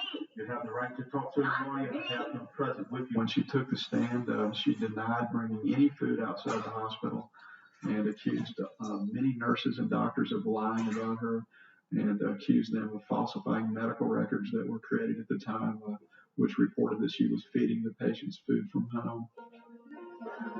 More than 50 witnesses from several hospitals clearly remembered Blanche's facade of kindness and her culinary largesse.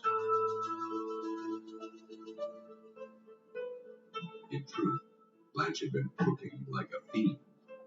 Her own testimony cued the jury that she was lying. But it took careful forensic analysis of all the evidence to prove it. Do you want to know? Blanche Moore was convicted of first-degree murder for poisoning Raymond Reed. She was also indicted for assault with a deadly weapon upon Reverend Moore. He survived the attack and was soon divorced from his murderous bride. But Blanche Moore was fated to get a dose of her own medicine. The judge sentenced her to death by her choice of poison gas or lethal injection. Because she was already on death row, she wasn't prosecuted for the death of her first husband, James Taylor.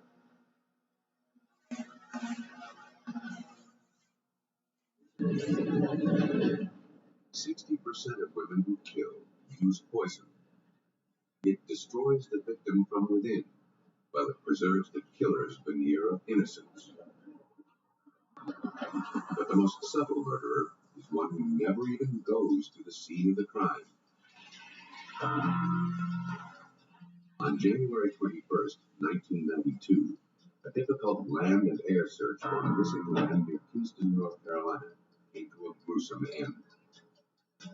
Authorities had finally found the body of Billy White, a successful life insurance salesman. He had been gunned down next to his van on a lonely dirt road. The victim's pockets were turned inside out, and his wallet was empty. At first glance, robbery appeared to be the motive. State Bureau of Investigation Special Agent Ken Raper was called to the scene. He didn't have much to go on. It appeared he'd been shot twice, once in the chest and once in his lower left side. It was a shotgun. I thought at the time it was probably double off buck or maybe triple off buck. But there were no shell casings at the scene. 20 feet from the victim. The only clue left behind was a single tire track in the mud near the victim's head. It was carefully photographed from all angles for comparison in case a suspect's car was found.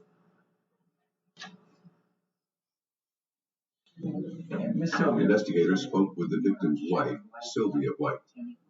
She told them she believed her husband was killed on his way to see a new client. Sylvia sometimes worked as her husband's secretary. She told police that a man named Timmy Connors had called her about buying a large insurance policy. She had referred Connors to her husband so he could close the sale. It was well known that Billy would drive anywhere to meet a client. His eagerness might have led him to his death. He was a nice guy, a little bit quiet.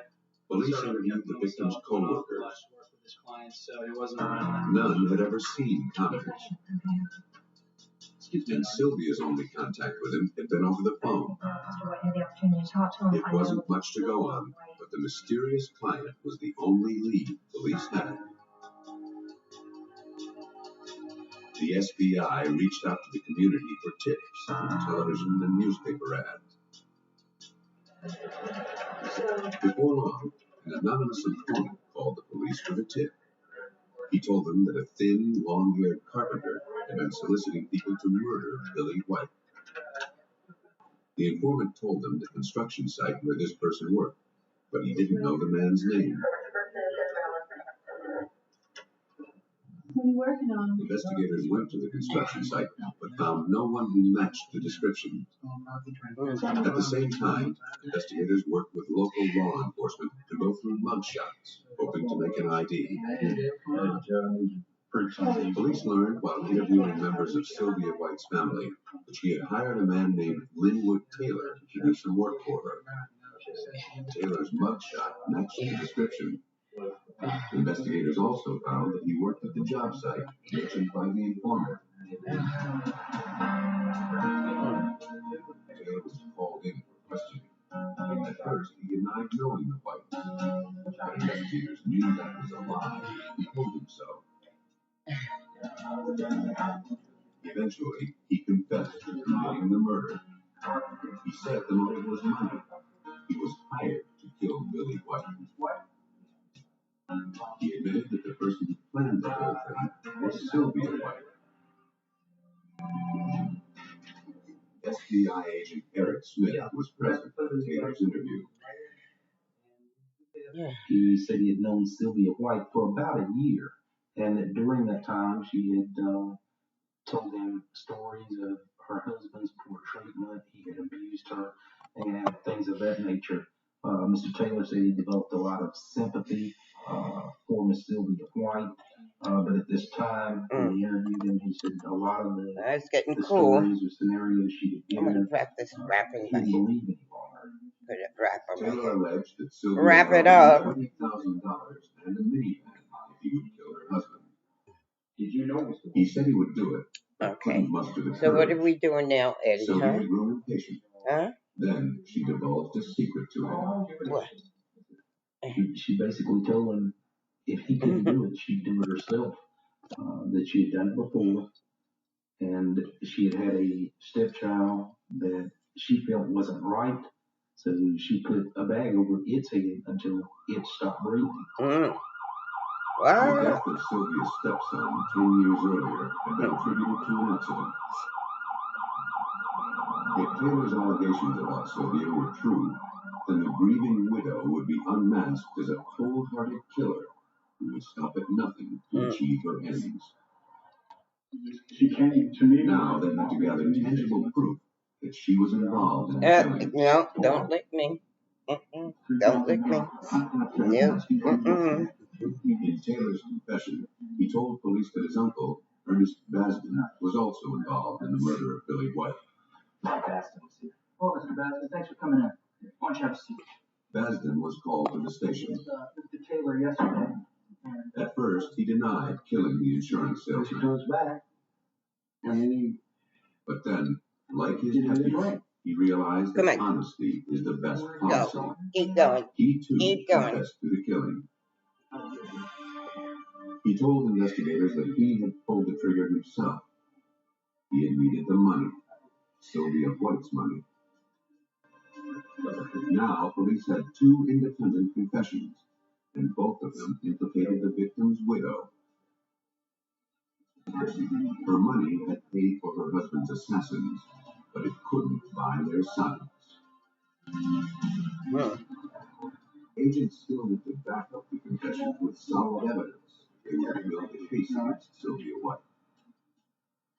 All they had to link the men to the crime were the tire tracks lifted from the scene. A search warrant was obtained to examine the tires on Linwood Taylor's cars. They towed a Cutlass and a Camaro. And when I arrived, walked over and looked at the tire treads, the tires themselves on both vehicles, and then determined that we need to take the ones off of the Camaro. That day, indeed, were consistent with the tread design that I had observed at the scene that day. An SBI laboratory examination of his tire treads confirmed that Taylor's car had been at the scene of the murder. Next, detectives went to Taylor's house, where they uncovered treasure among the trash. At Taylor's house, the crime scene investigators went out, and what they found was a trash pile in the rear where trash had been burned, and they were able to discover the remaining portions of several shotgun shells in the fire.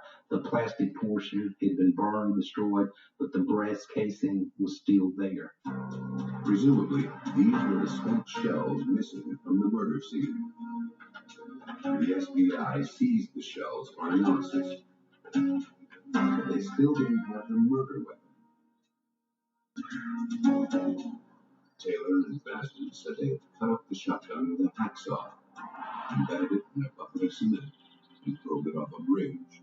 We went out to the Neuse River area, and the divers went in the water, and within 5 to 10 minutes, they had located the bucket on the north side of the bridge, just as Mr. Taylor had described, filled with cement. Now, police literally had concrete evidence to support Taylor's story, but they still had to prove it was the murder weapon. Because it could no longer be fired, similar guns were test fired at the FBI lab. Ballistic tests verified Taylor's story about the distance from which White had been shot. Taylor and Basden were now firmly implicated. But connections between Sylvia White and the conspiracy were still weak.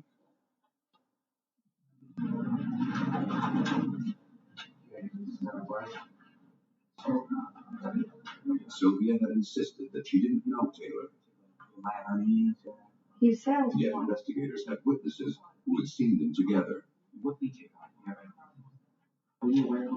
Taylor admitted receiving a partial payment of $1,500 from White several days after the murder.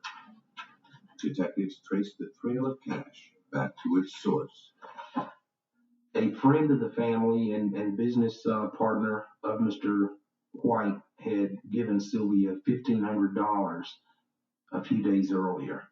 We were able to locate a bank that had cashed that check, which Miss White had endorsed. Mr. Taylor told us that the money he received was in an envelope, a banking envelope. It was from the same bank that had cashed Sylvia's check. Taylor also told police that before Sylvia hired him, she had tried to kill her husband herself. She told him she'd read up on poisonous plants at the library. She tried feeding some to him, but they only made him ill.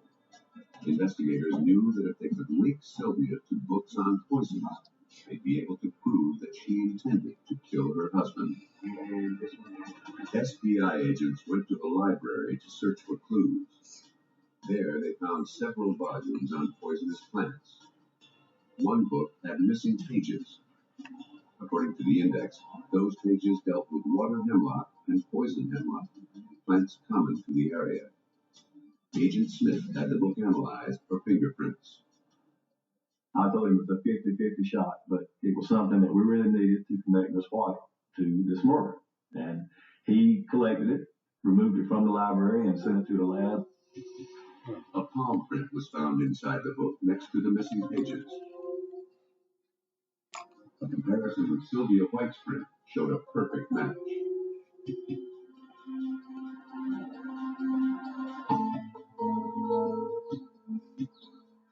Step by step, the State Bureau of Investigation built their case against Sylvia White and her co-conspirators. The evidence in this case from our SBI laboratory conclusively tied Linwood Taylor's vehicle to the crime scene. The story provided by Sylvia White to Linwood Taylor about Timmy Connors were able to corroborate through interviews. The final item was Sylvia White's palm print in the book on poisonous plants in North Carolina. that conclusively tied her to the book. The collected evidence positively implicated Sylvia White in the death of her husband. As the forensic evidence was pieced together, the full conspiracy came out. Basden said that his nephew, Linwood Taylor, had approached him about the murder at a party in October of the previous year. But the offer fell on deaf ears until Basden fell on hard times. In January, he agreed to do the job for money.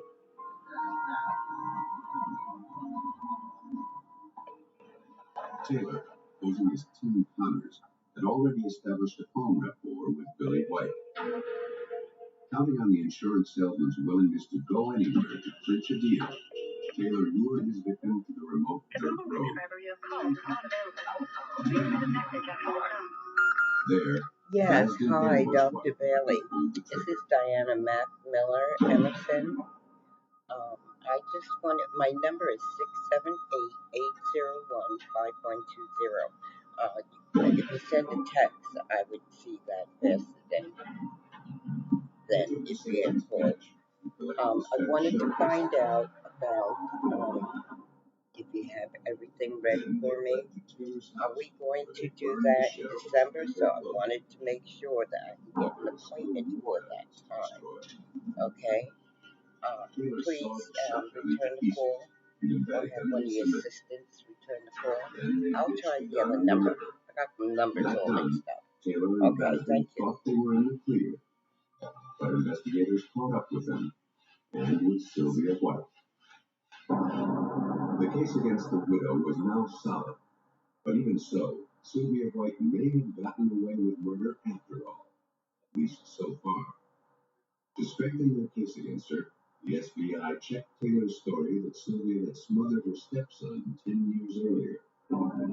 We examined the body and transported it to Chapel Hill, and the results of that medical examination revealed injuries to young Billy White that had been sustained prior to his death, for which there was no documented medical treatment.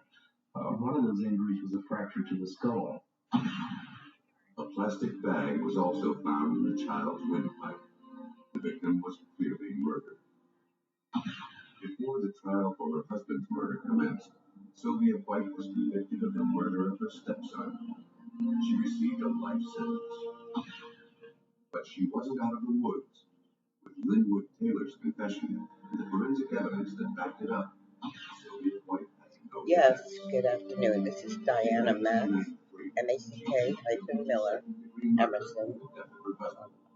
My number is 678-801-5120. I just want to know if I will need an appointment for December so that we can get the teeth in. Okay? I can't wait. So, I just need to know if we can arrange for an appointment in December, or is Dr. Taylor going to be doing the last surgery December for the implants to be inserted in January? If someone can give me a call back and give me some information, because I don't want to have to wait another 3-4 months. January is the longest that I can wait, okay? I waited 8 years. Okay, hope to hear from you soon. Happy holidays. Women may not be as outwardly violent as men, but they can be as lethal. Police are just now starting to notice it. But whether a killing is stealthy or obvious, discreet or bloody, when forensic science is brought to bear on the case, the odds of bringing a female murderer to justice are equally great. Okay.